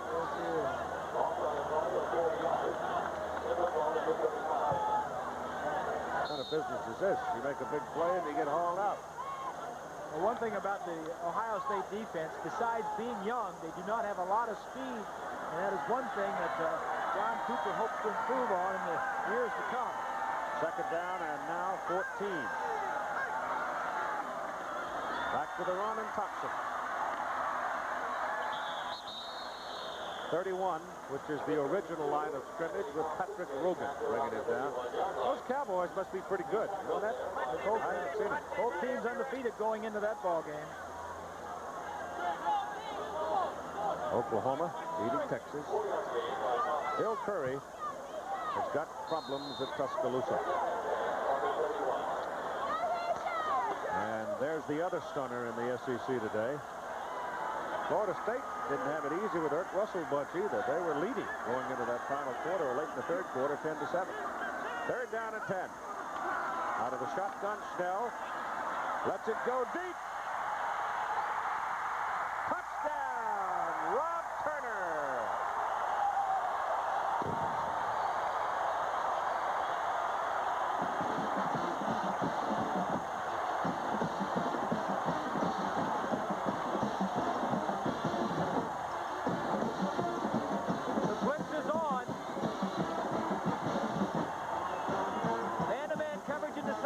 Snell makes a nice throw. It gives credit to the offensive line for giving him time.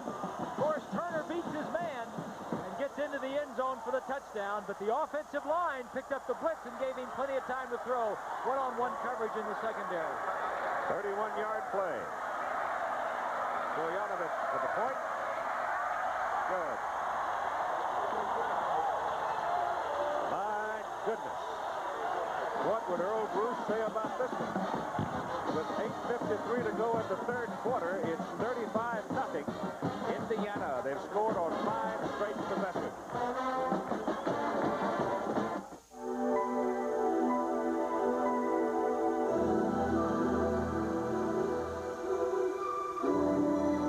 The shape is distinctively advanced. The cockpit designed for comfortable travel over time and distance. The Honda Prelude SI, a slightly ahead of its time machine.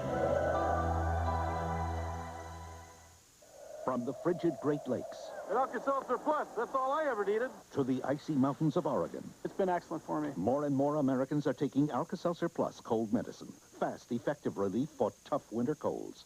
In a word, it works. Fancy perfumey aftershave. It's got to be a quarterback's locker. Real guys who get mud on their uniforms use rugged, honest stuff.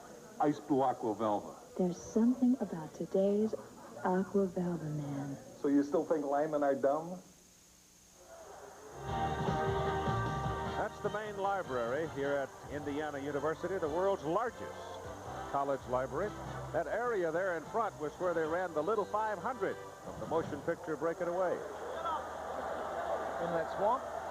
In that swamp, yeah. They made enough money to put in an arboretum.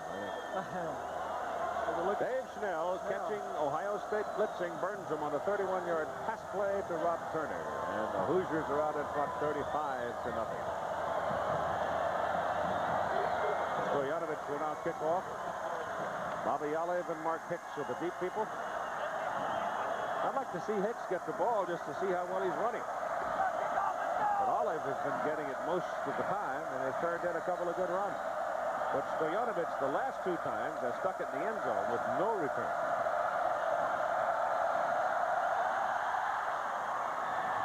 And Olive just thrown up to the 5, and here he comes. Oh, look at that move. And they knock him out of bounds right near the 20-yard line with 8 minutes and 48 seconds to go in the third quarter. And the folks wearing the Hoosier red, mighty happy.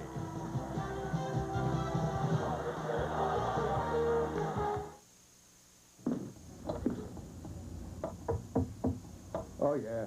Yeah, you got a leak here, somewhere in the wall.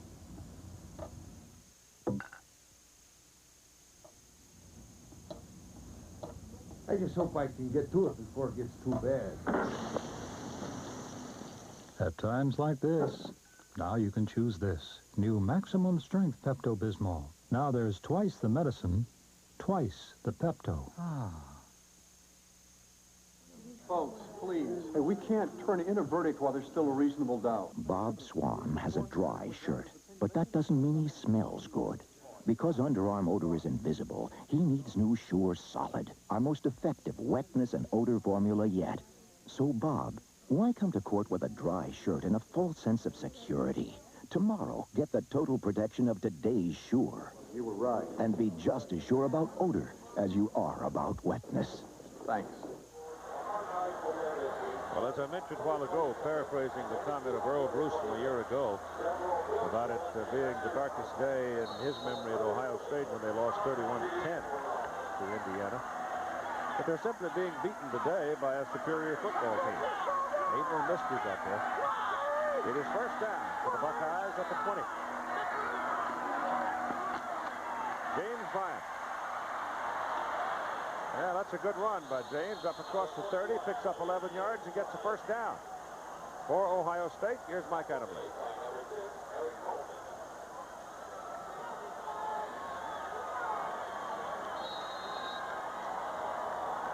Well, you're pretty anyhow. That was Archie. Archie and Mike looked awfully good. Archie is now an associate athletic director at Ohio State in the fundraising business. Chat with him. Fundraising, I want to tell you about that 68 National Championship bunch in a minute, what they have in mind. First down for the Buckeyes. And Greg Fry back to throw.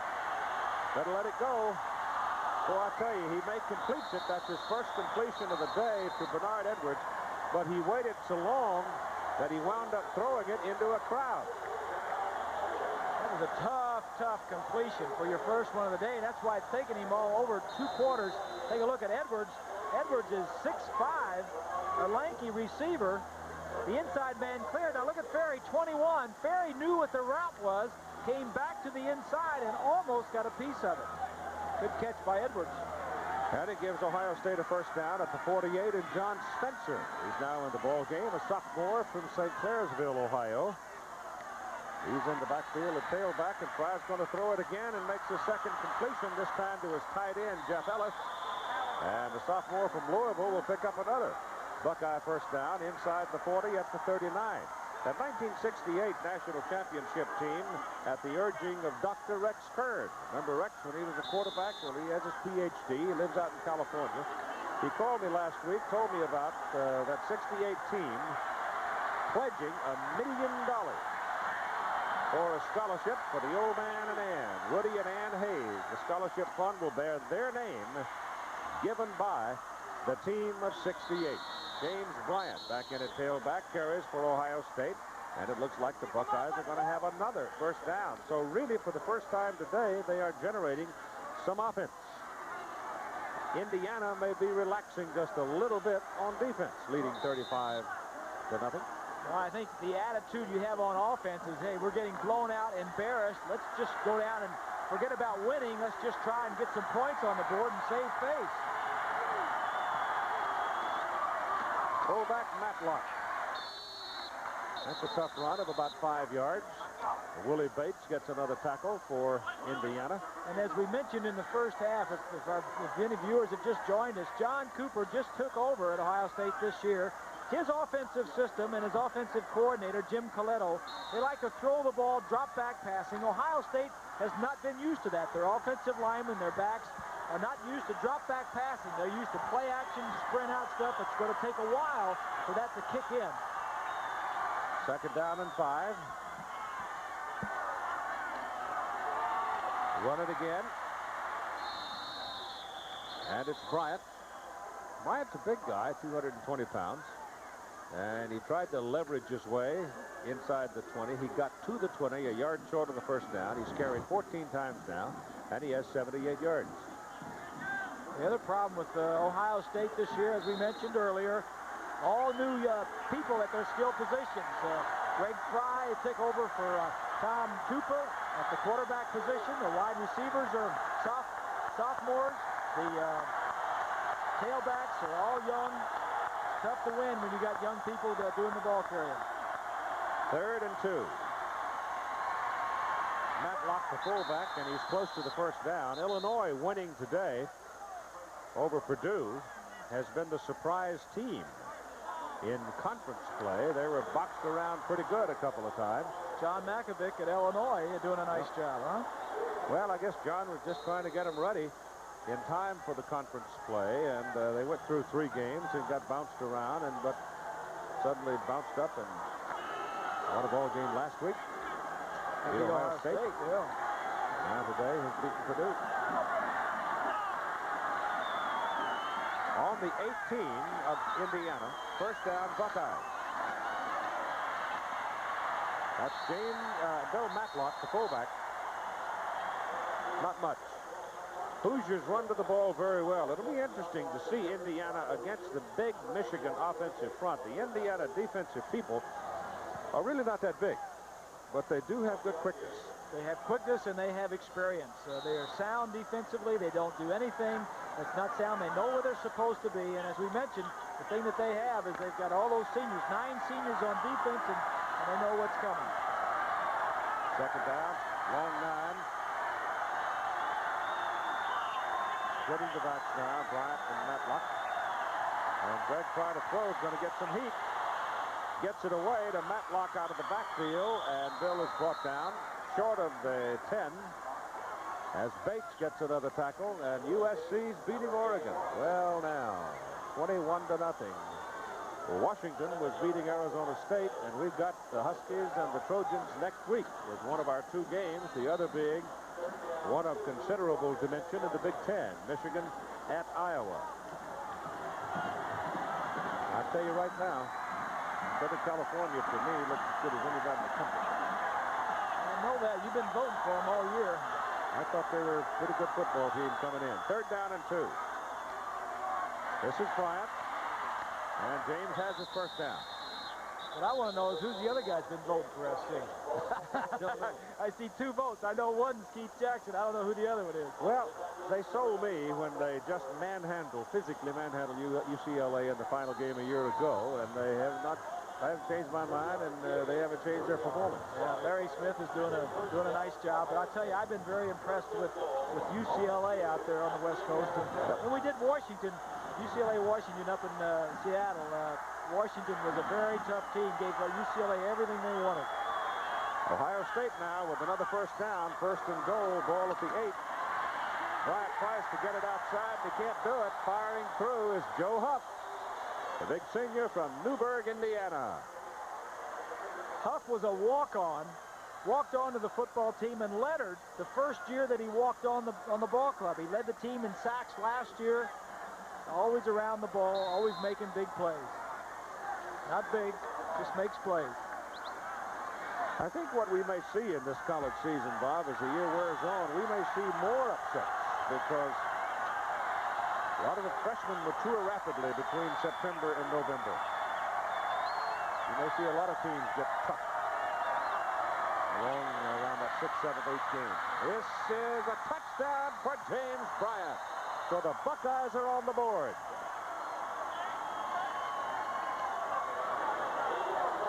And it comes with 2 minutes and 38 seconds to play in the 3rd quarter. Ohio State just playing for some respect, trying to get back in this ball game. They probably can't win it, but get back into it where next week they can build some momentum offensively for next week. Number 13, Scott Powell will be the holder. Pat O'Mara will remember the back. The extra point try by Pat O'Mara. The holder is Scott Powell. And the kick is good.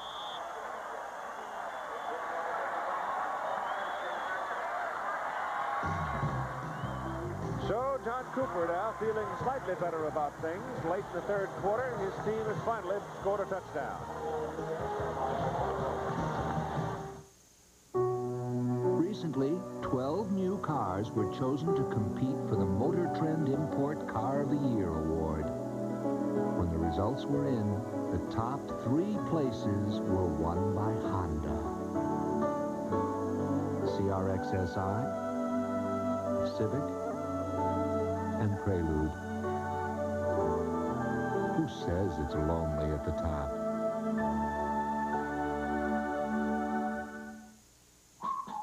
At UPS, we're changing the look of the international delivery business.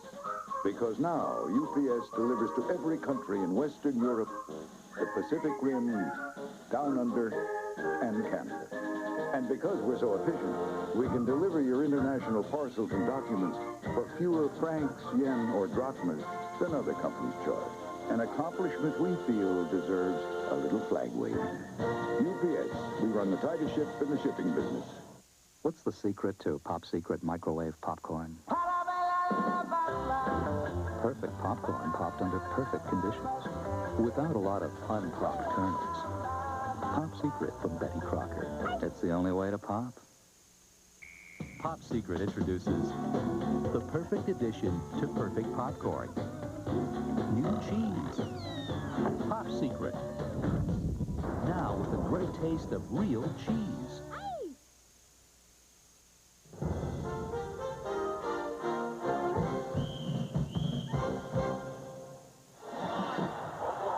There's a sample of the optimistic attitude that exists in and around Bloomington, Indiana, home of the IU Hoosiers. Indiana will play Minnesota here next week, while Ohio State will go back home to play Purdue. Actually, Indiana's big test is going to come on the 22nd against Michigan, and then they come home to Iowa. They play Illinois on the road, play Michigan State here. Pat O'Morrow now with an unusual experience in today's game. He's going to kick off.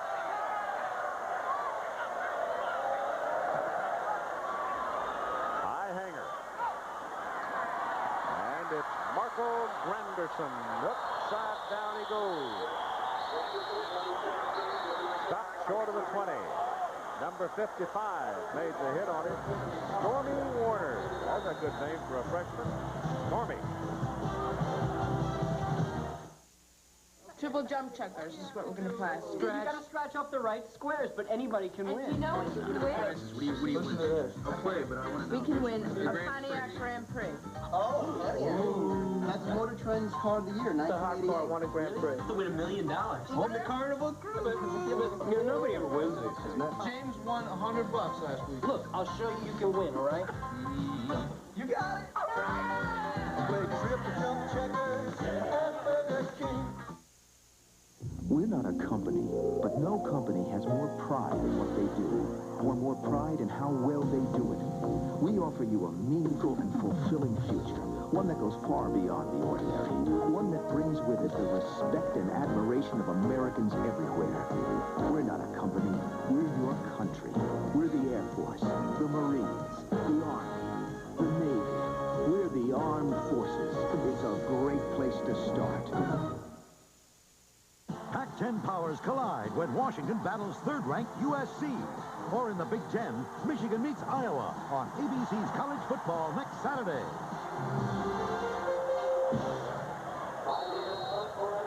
You turn it over, you're going to get beat. Every interception has been turned into a touchdown. Indiana's had the ball on 6 possessions today and has scored 5 touchdowns. All right, Indiana from the 18, first down. And it's Anthony Thompson. See him shake that first hit. He's tough. Just shook off Zach Dumas. Here's Al Trautwig. Keith, you mentioned Washington leads Arizona State. Here's the Vince Weathersby 1-yard touchdown run that culminated a 76-yard drive to give Washington the 10-0 lead in the latter stages of the third quarter. Playing on grass down in Tempe. Saw a note, too, that Iowa is going to tear up the turf and go back to real grass. Well, that's music to my ears. I love that. Only one team in the Big Ten plays on grass, and that's Purdue. Yep. Second down and 5. Thompson, no, not, it's Cal Miller carrying that one. And here comes Michael McCray back into the ballpark. And that is not a happy scene. Very good player, and you got another Buckeye down on the field hurt. The team has been racked with injuries, and they are continuing. That looks like Derek McCready. Todd Barry, our spotter. Dave Burnson, our statistician. We lost Andy Gerd, who was an outstanding linebacker, inside linebacker, to injury this past week. He had surgery on his shoulder, and if they lose McCray, who had a touchdown against LSU, it'll be a big loss.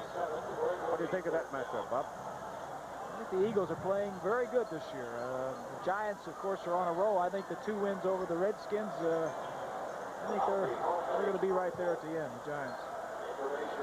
Well, you've got a man over there on the Ohio State staff that the Buckeyes have been fooling around with that 46 defense, haven't they? Yes, they have.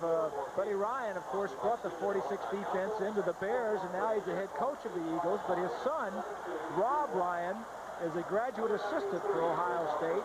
And in fact, as we look at McCready going off the field, picture of him, Rob Ryan brought some of that 46 defense of his dad to Ohio State, and they've used it some. It's a tough defense to run against. 3rd down and 2 for the Hoosiers. Mr. Cox. Oh, I don't know about this one. Buckeyes Orlando Craig rose up to smite him. Depends on the mark.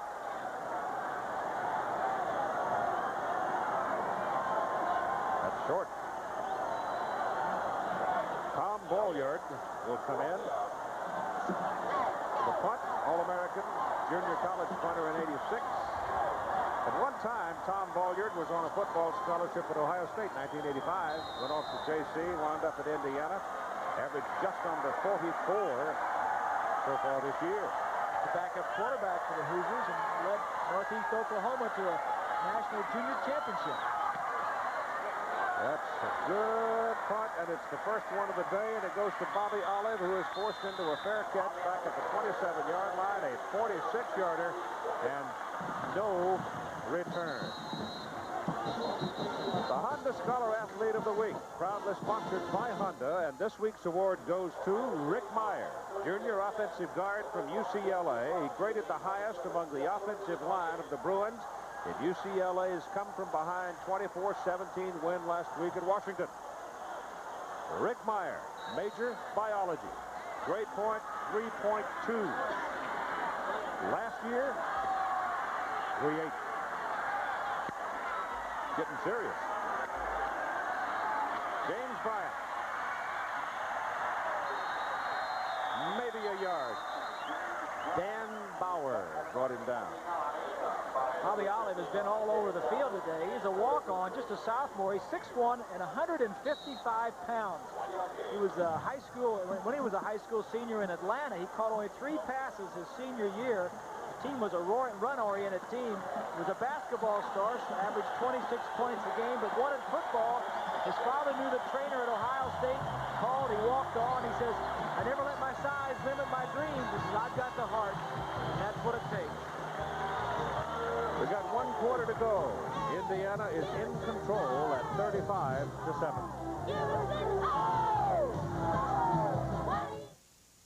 Announcing the Holiday Inn Make the Super Call game. Come to Holiday Inn, get a game card. Now, Super Bowl 18. 4 minutes to go. Raiders face a 4th and goal. You call it. Scratch off the right play, and you win. Thousands of prizes. Even a trip to the Super Bowl. Everybody's getting into it. Only at America's favorite hotel. For reservations, make the Super Call. Introducing a new unit of measurement.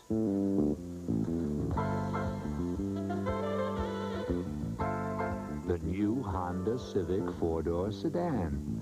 It's easy to use. Just put the car you're interested in buying next to the new Civic 4-door and see if it measures up.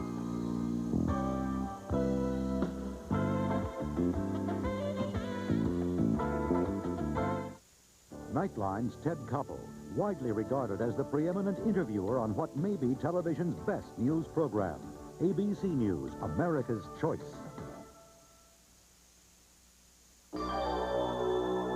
It provides 10 years of corrosion protection, 24-hour roadside assistance, the assurance of a guaranteed resale index, and scheduled maintenance for 3 years or 50,000 miles at no extra cost.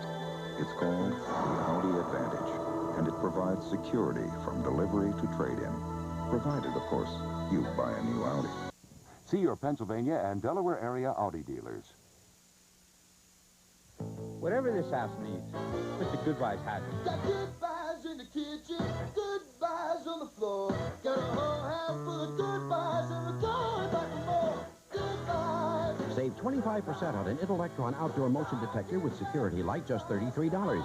Save $30 on an Emco Forever Storm door, $159. Save on CertainTeed foil-faced insulation, 17 cents a square foot.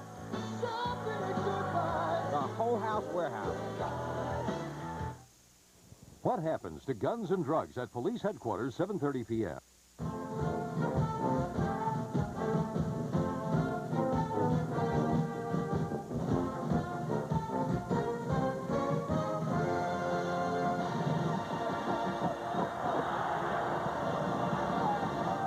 I think they closed the pork tent too soon.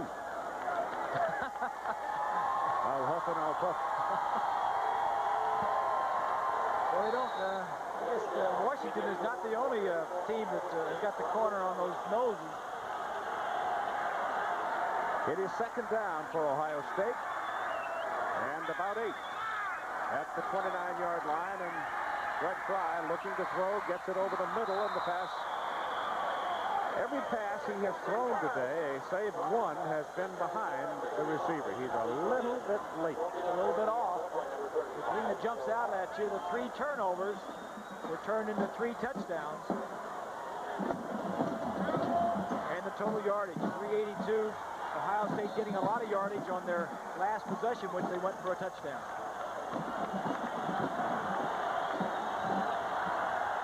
And now out of the shotgun on 3rd and 8.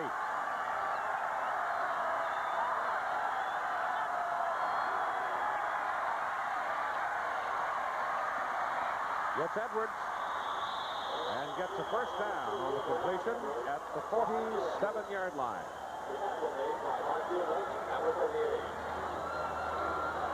Of the top 3 wide receivers for Ohio State, 2 are redshirt freshmen. And the other 2, the 4th one is a sophomore, so you got 2 sophomores and 2 redshirt freshmen. Edwards right there was a quarterback in high school.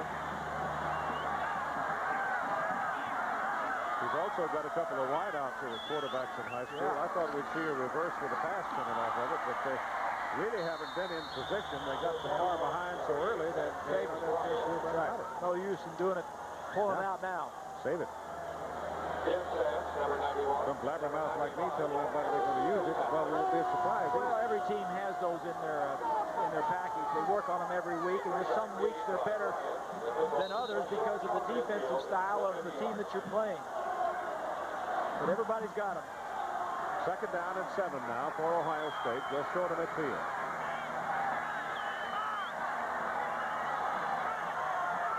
Hoosiers show blitz. Little backer can't get in. Fry's pass is away, and again it is thrown behind the receiver.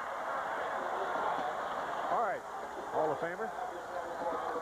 Why is he throwing that ball behind everybody? Well, he's not sure of the coverage that he's getting. As I mentioned, Joe Novak, the coordinator for Indiana, is doing a nice job of confusing him, mixing his mind. You see, he can't see to the right side there. He can't see that man coming in from the right side, and when you're not sure, you don't throw the ball as well. As you watch his ball, it's not a tight spiral. It's fluttering a little bit. There's a little bit of inconsistency, and you can see it in the way he throws the football. 3rd and 7. Hoosiers show blitz, but they don't come. And Fry has very, very good protection. Throws a bullet and gets a very difficult completion to Jeff Graham on the sideline. It'll be at the 35 of Indiana and another first down. Take a look at the defense from behind the defense. Fry with good protection here, all kinds of times, stays in there well, and throws the ball well. You see the tight spiral on the ball. He felt good when he threw it. And I know from experience that when you're not sure of what you're doing, the ball doesn't sail too well, and you just take something off of it. But that's a nice catch, 1 foot in bounds.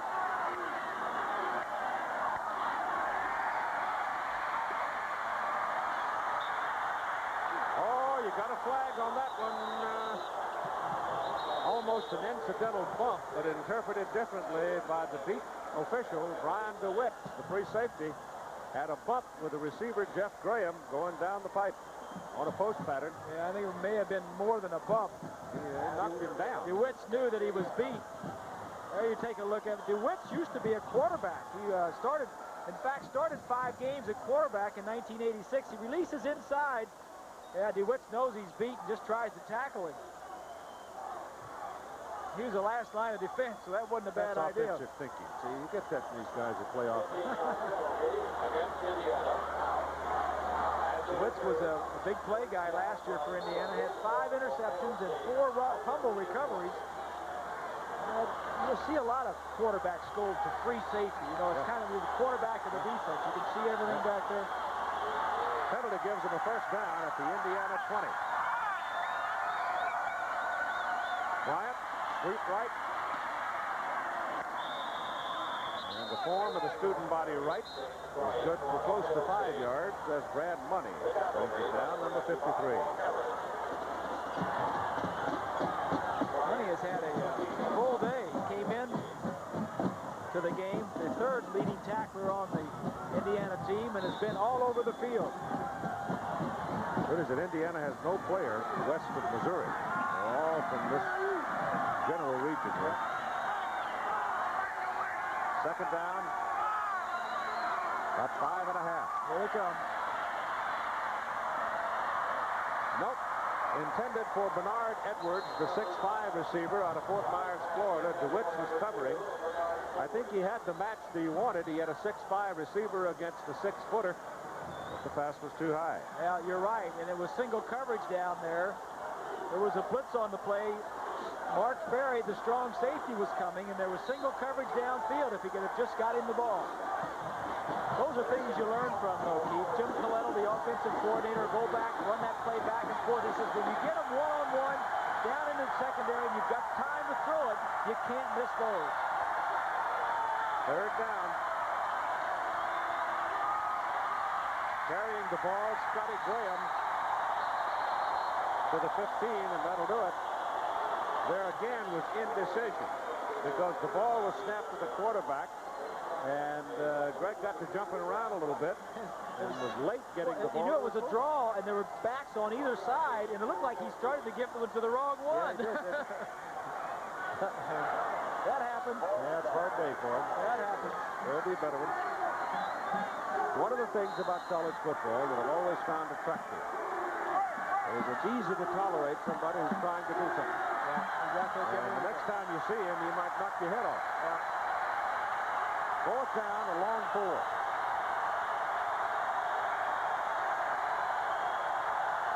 Fry turns to the referee and says,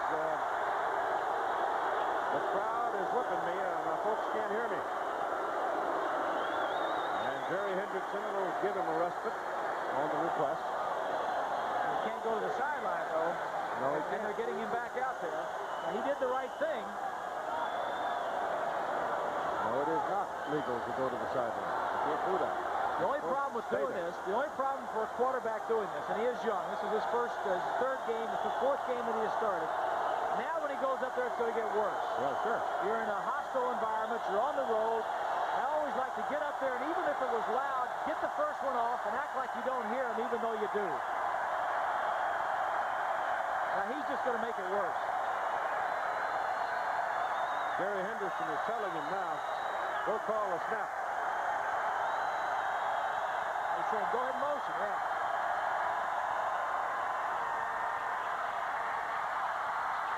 Oh, my goodness.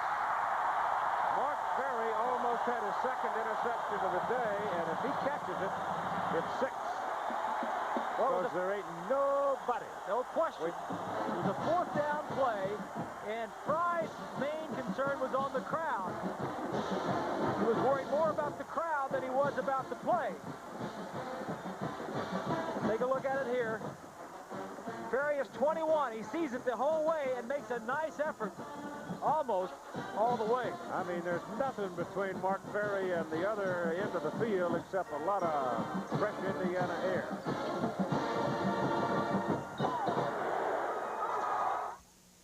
It has a classic design and an engine that sings.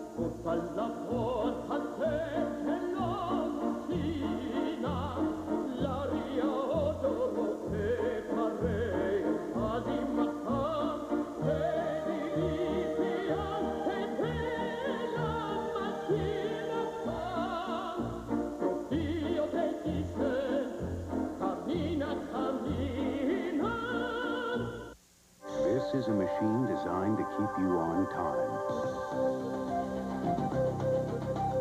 And this is what makes it tick. People. Working together with clock-like precision, each dedicated to keeping you on schedule. Time after time after time. American Airlines, the on-time machine. October 10, 1987, a day to be remembered by all Hoosiers at Columbus. Indiana finally broke a shadow, breaking a 31-game winless streak against Ohio State. It was a big day, a 31-10 Indiana victory, and Buckeye coach Earl Bruce said this. It's got to be the darkest day I've seen in Ohio State football since I've been associated with it.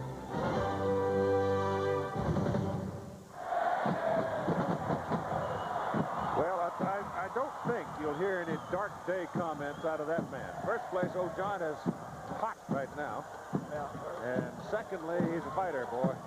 He went to Tulsa. He took that program and turned it around. The last 5 years he was there, he won consecutive Missouri Valley Conference championships. And as you chronicled, Keith went on to Arizona State, took him to the Rose Bowl and won that. So he'll turn it around. On first down for Indiana. Here comes Mr. Thompson. And he can add 10 more yards to it. 29 carries, 163 yards, 4 touchdowns. Now the career touchdown leader at Indiana. The NCAA record, if you're interested, for rushing touchdowns in a game is 7. Arnold Showboat Boykin. Ole Miss did it in 1951. How do I know that? Because I'm old. On first down, it goes back to Thompson. He isn't tired. And 13 more.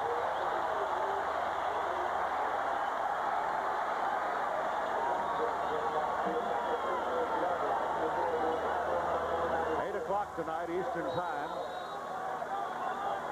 The Boston Red Sox and the Oakland Athletics will have their game 3 out west. The A's took the first 2 at Fenway. So the Sox have got some problems. From the 38, another first down for the Hoosiers. Bell to throw. Dave goes underneath, that little sidearm action. And he pops it into the arms of Tim Jordan, senior from Westchester, Ohio. Snell to Jordan. You know, we may have 2 of the best tight ends in the Big Ten in this ball game today. Jordan came in with 10 receptions and 1 touchdown. And for the Ohio State Buckeyes, Jeff Ellis led his team in receptions, coming in with 14. Jordan catching 4 on the day. It's amazing. How many times have you ever seen a tight end hold for extra points and field goals? This is the first time I've ever seen one. Never seen it. Jordan, you know, I've seen a lot of them long snaps for punts and placements, but never holding. Snell has had a very efficient day. 9 of 11, 114 yards and a touchdown. And here goes Anthony Thompson again. All the way down to the Ohio State 40. 12 more yards. That offensive line is really doing a job. Let's take a look at the offensive line. Vargo is the center, number 50. Schrader, 77. And Radke. Nice block by the fullback, Floyd. And when you got blocking like that up front, you're going to get some yardage. But, you know, Thompson is good for that line because he sets up their blocks when they're running wide. That line is also good for Thompson. Matter of the system, isn't it? Yeah, make the system to fit the people. That's what he's done. Thompson tries to turn the corner. Will get a couple of yards on that carry. Dumas got a hold of it and slowed him down. And here's Mike Adamley, who once ran 42 times against Indiana in a 21-7 Northwestern win. All right. Keith, you want to know one of the reasons why Indiana's a winner? It's because of innovations like this one. Defensive coordinator Joe Novak awards players who have big games on Saturdays these jerseys during the course of the week to wear during the course of the week. Safety Mark Ferry and tackle Doug Schlereth both were awarded these jerseys last week, proudly displayed the words, "No easy way," for their bone-jarring work against Northwestern a week ago. It's going to be tough to find the Indiana big hitters this week. There were so many of them. I give one to Ferry again. Yeah. He's been all over the lot. Snell throws that one away. He was, the play action didn't work. Ohio State had his people covered, and he dumped it to seats. Incomplete forward pass. Oklahoma defeating Texas 28-13 in their annual. And here, with 9 minutes and 20 seconds to play, Indiana beating up, and I think that's a fair phrase, on Ohio State 35-7. They have been totally dominant. Led at halftime, 28-0. 3rd and 8. Touchdown. Snell going big. Got a man. Touchdown. The Hoosiers. No flags. Rob Turner.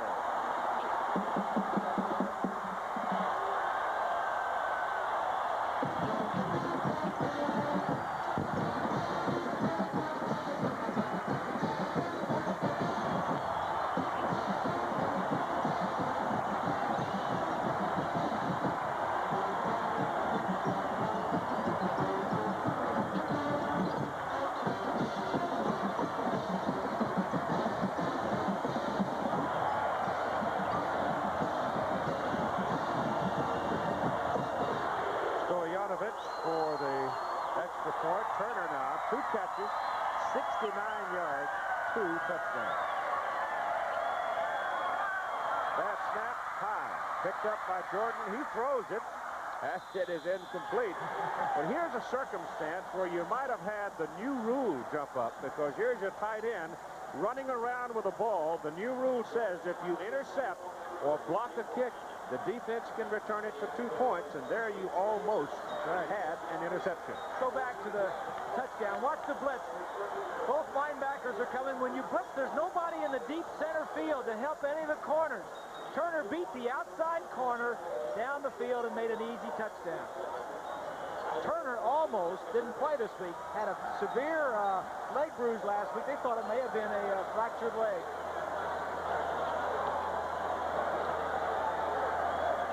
Just across the way from the stadium is Assembly Hall, where inside hangs 5 of these National Basketball Championship banners.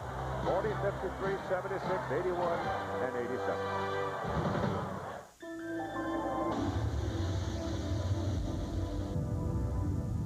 Shrouded in secrecy for years, the stealth bomber will soon be introduced to the public.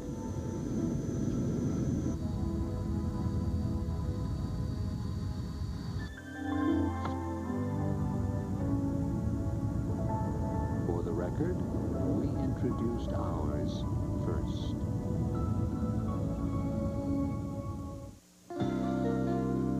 Owning a home or a brand new car can be a dream come true. And USF&G can help to protect and cover you. From the mountains ledge to the ocean's edge, we insure you every day. We protect what America's made of. We cover the USA. The heat is on for Boston. The Red Sox were left out in the cold when the A's took 2 at Fenway. Now it's on to Game 3 in Oakland, tonight on ABC Sports.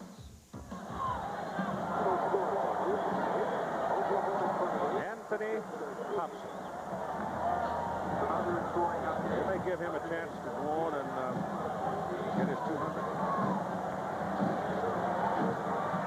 I'll be surprised if we see any more of AT today. Well, maybe not. He's close to 200. 9:14 to play in the ball game. 41-7. Indiana now.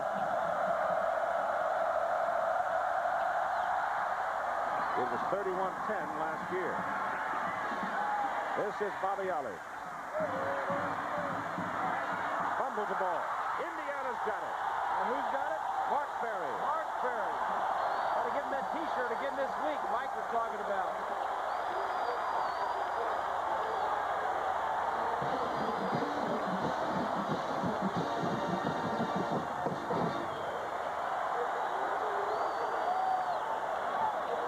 Take another look. Olive trying to make something happen.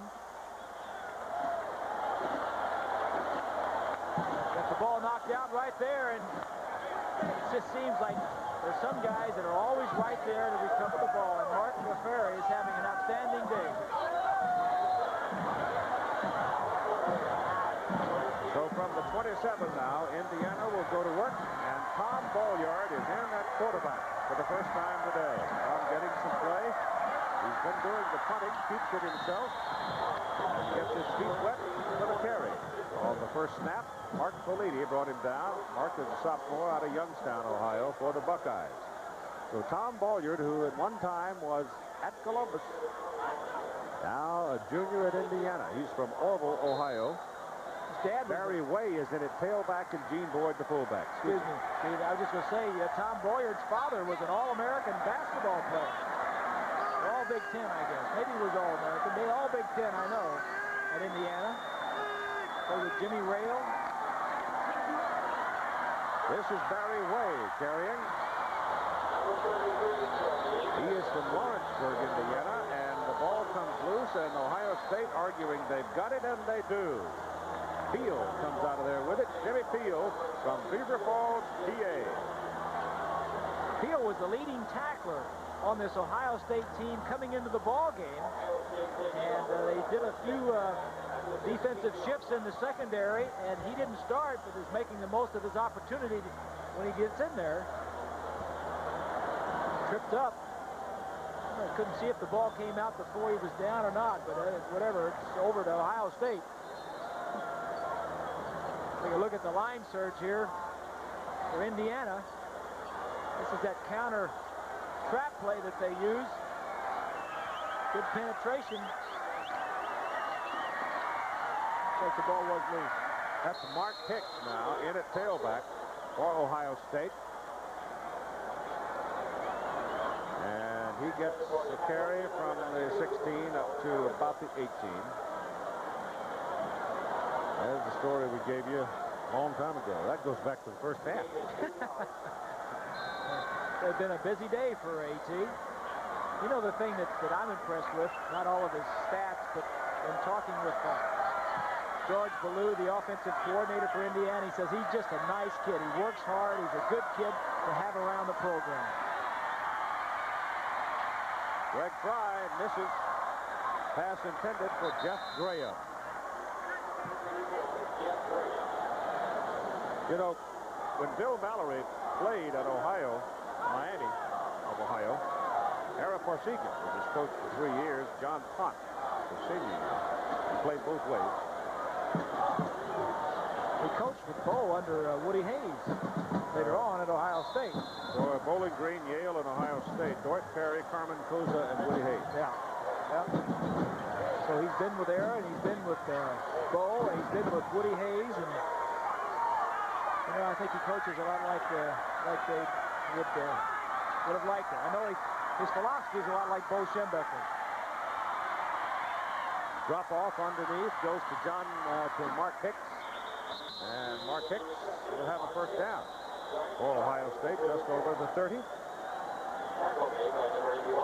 we've got 7:28 to play in the ball game. You know, talking about Mallory, Keith, you say he coaches a lot like Bo. He likes defense, he likes special teams, and he likes the running game.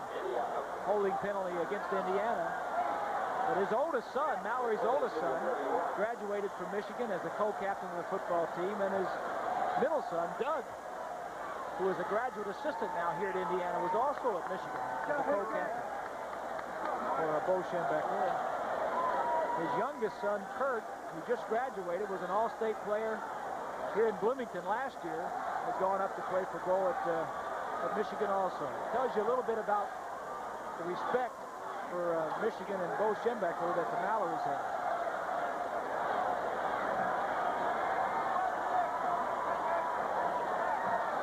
Crowd now is starting to leave, and they only started to go at about 8 minutes because this just hasn't happened in the relationship of these two teams over the years. It was 31-10 down at Columbus last year. Well, there's only been 4 years that the Hoosiers had won 8 games or more. And last year was one of them. So this is totally new for them.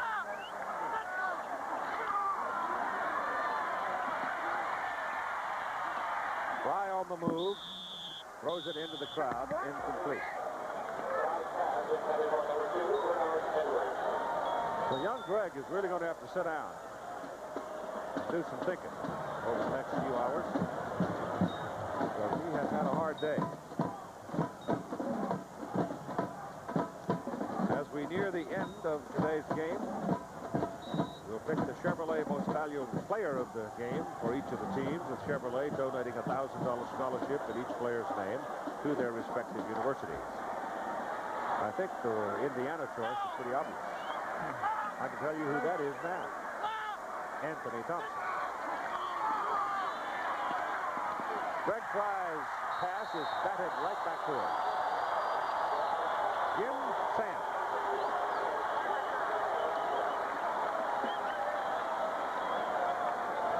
Sands has been bunged up a bit.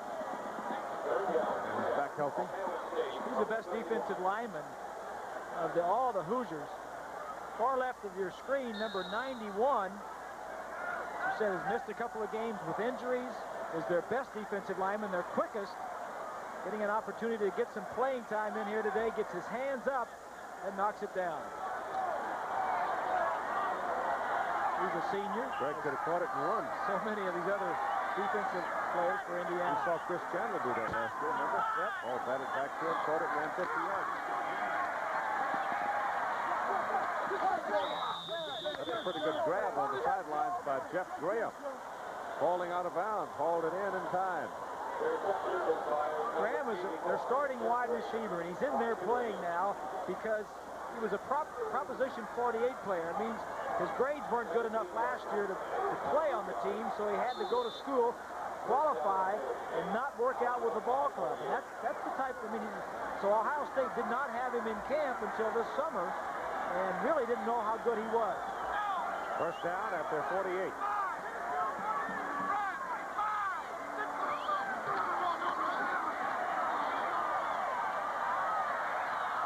Much too long down the middle, intended for Jeff Ellis.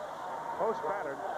And again, Ohio State is one of the few teams you'll see throw that ball deep down to the tight end. Well, the Trojans are handling Oregon, huh? 24-0. Both teams undefeated coming into that. I'm a little bit surprised.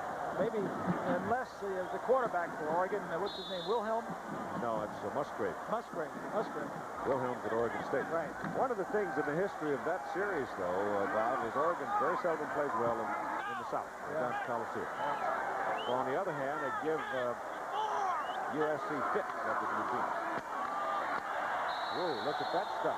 Mark Hicks trying to find some room, and there is nothing there. Most of that first team defensive unit still in there is Honeycutt. Brian Honeycutt, 96 out there. Dumas, Perry, DeWitt, Holden, Bates, Honey. I remember one time O.J. Simpson at USC went up to Oregon State, played on the grass field on a wet day. Earthquake Indians had some 50 carries, and they beat the Trojans 3-0. It works both ways out on that side. Playing here in the Big Ten, no bargain when you got to go on the road. I'll tell you that is picked off. Ball thrown behind the receiver again, and Brad Money has the interception, and that's 5 turnovers for Ohio State. That's Money's third interception on the year. He's played an outstanding game today. At 6:09 to play in the ball game, the Hoosiers have the ball at their own 39.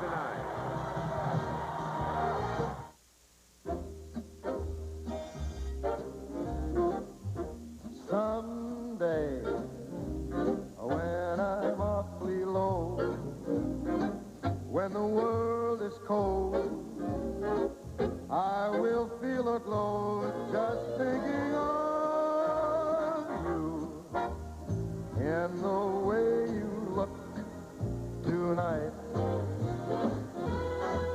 Lovely, don't you ever change, 'cause I love you just the way you look tonight.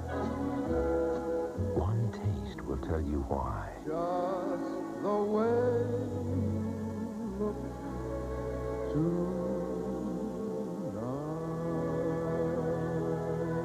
The night belongs to Michelob. Monday, division rivals collide. The New York Giants take on the Philadelphia Eagles on ABC's Monday Night Football. It's the only way to kick off your week. With the score 41-7, Mr. Greasy, it would be a good time for some punditry. Well, I think Indiana's taking care of all this business about not being able to win at home. You weren't with us at the beginning of the game. It's been since 1904 Indiana won a game here in Bloomington. I think it's safe to say that ghost has left the stadium. Yes, against Ohio State, of course, we're talking about. Ohio State. Hoosiers 8-4 last year. Went to a bowl. They certainly look like a bowl team again this year, don't they? Certainly do. First down from the 39. Carrying the ball, Barry Way. And he picks up 4. And Notre Dame Pittsburgh now 17-17 in the third quarter. So the Panthers a bit of an up and down team this year, but at home they can be dynamite. The Irish have a tough schedule. Year in and year out have had a tough schedule. Yep. They have some tough games coming up. We'll have them later on in the year at Southern Cal. It's a Thanksgiving weekend, isn't it? UCLA, Oregon State are playing out on the West Coast. In case you wonder about a Bruin score, they play late. It's 5 o'clock.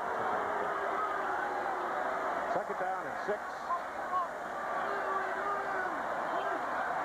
Tom Bolliard, the quarterback, gives to Barry Way, coming around the corner and gets the first down. Just over the Ohio State 48.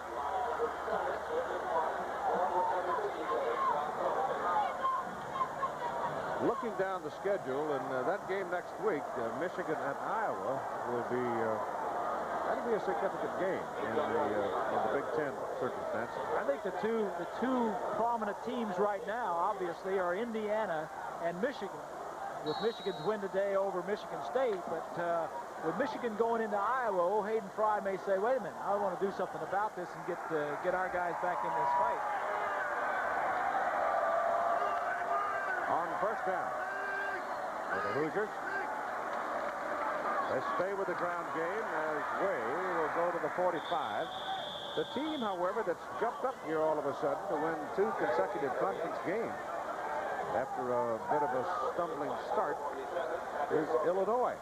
You see the Illini sitting up there with 2-0, Michigan 2-0. Indiana is about to become 2-0. And Iowa is undefeated.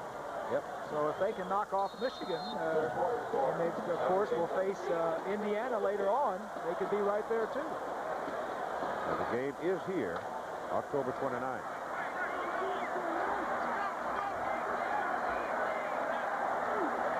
Second down along 7. Fullback gets a call, Gene Boyd. And Boyd, a 235-pounder, will bump his way down to about the 41. The comment that Bill Mallory made yesterday was their first effort in recruiting players, just like it is at Ohio State, is to recruit the home territory. He likes the high school quality of football here in the state of Indiana, and of course everybody likes the quality of high school football in Ohio because everybody goes over there and recruits.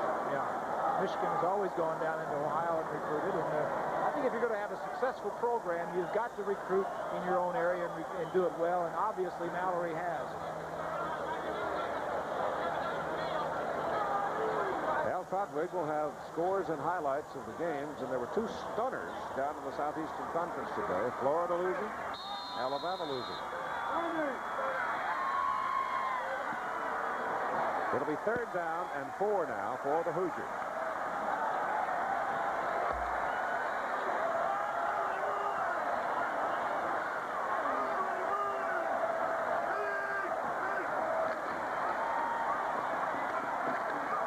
Bolliard keeping is firmly in the grasp of Shreko Zizakovic, outside linebacker of Ohio State. There's Jeff Fryer, offensive right tackle, and one of the starters for Indiana. And really the story of this ball game has been that offensive line. He was a high school quarterback and a place kicker. In fact, he was the all-state place kicker. He weighed at 220 when he was in high school. As a freshman, he came in. He kept growing. They moved him to tight end. He kept growing, moved him to defensive end. Finally to offensive tackle. He's 6'6" and weighs 280. Have you ever heard of a quarterback or a place kicker ending up as an offensive tackle?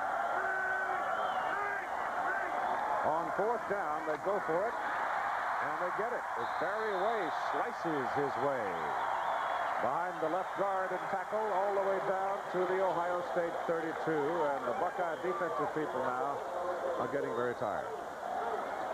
John Cooper just shaking his head, saying, you know, this ain't what I expected when I came to Ohio State, but knowing John Cooper as we do, this is not going to be the standard. This is going to be the exception. What an outstanding job Mallory has done over the years.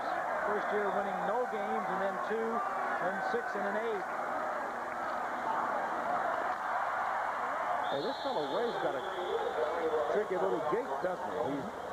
He has those feet going all ways until he makes up his mind and makes his cut. And today on the ground with Thompson's big day, the Hoosiers have run for 307 yards on 55 carries. This young man doesn't get a chance to play very often, I would imagine. That's pretty cute. Just under 2 minutes to go in the ball game now. Wade's got it again, and a penalty flag. We have not had all that many penalties. We had one situation where we had 2 penalty calls against Ohio State in an Indiana possession in the first half, and it was 20-yard assist as the Hoosiers went ahead with the touchdown. Holding, and it's against Indiana. Now this crowd of better than 52,000 starting to go home. Excuse me, Keith. I was just going to say Indiana came into this game leading the Big Ten in total offense. Holding against the Hoosiers. Also leading in rushing offense, scoring offense, and first and third down efficiency. So their offense has been right on schedule as far as Mallory is concerned. And for John Cooper, his offense was 10th coming into this ball game, and kind of tells you about the score, 41-7.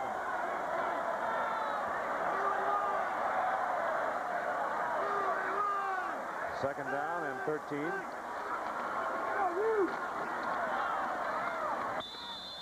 Way works his way back down to the 30. And the Hoosiers staying with the ground game. They has no particular interest in running up the score. Was it Bo said last week after they got 62 against Wisconsin, he said, somebody scored 62 points to me, I wouldn't invite him to my Christmas party either. There was Don Morton, the coach at Wisconsin, says, you know, he didn't run up the score. He was pulling back. Well, you get it rolling sometimes, and it just goes on. You certainly ain't going to tell a young fellow to go out there and don't try. Well, it's a tough situation. These kids that are on there now want to do well for Indiana. They're in there, they want to run. Carrying the ball, Gene Boyd. And Boyd on third down is short of his first down, and they'll probably run it again with half a minute to go. I think you should let him play. I think the quarterback should throw the ball, and the back should run hard. There's our player of the game right there.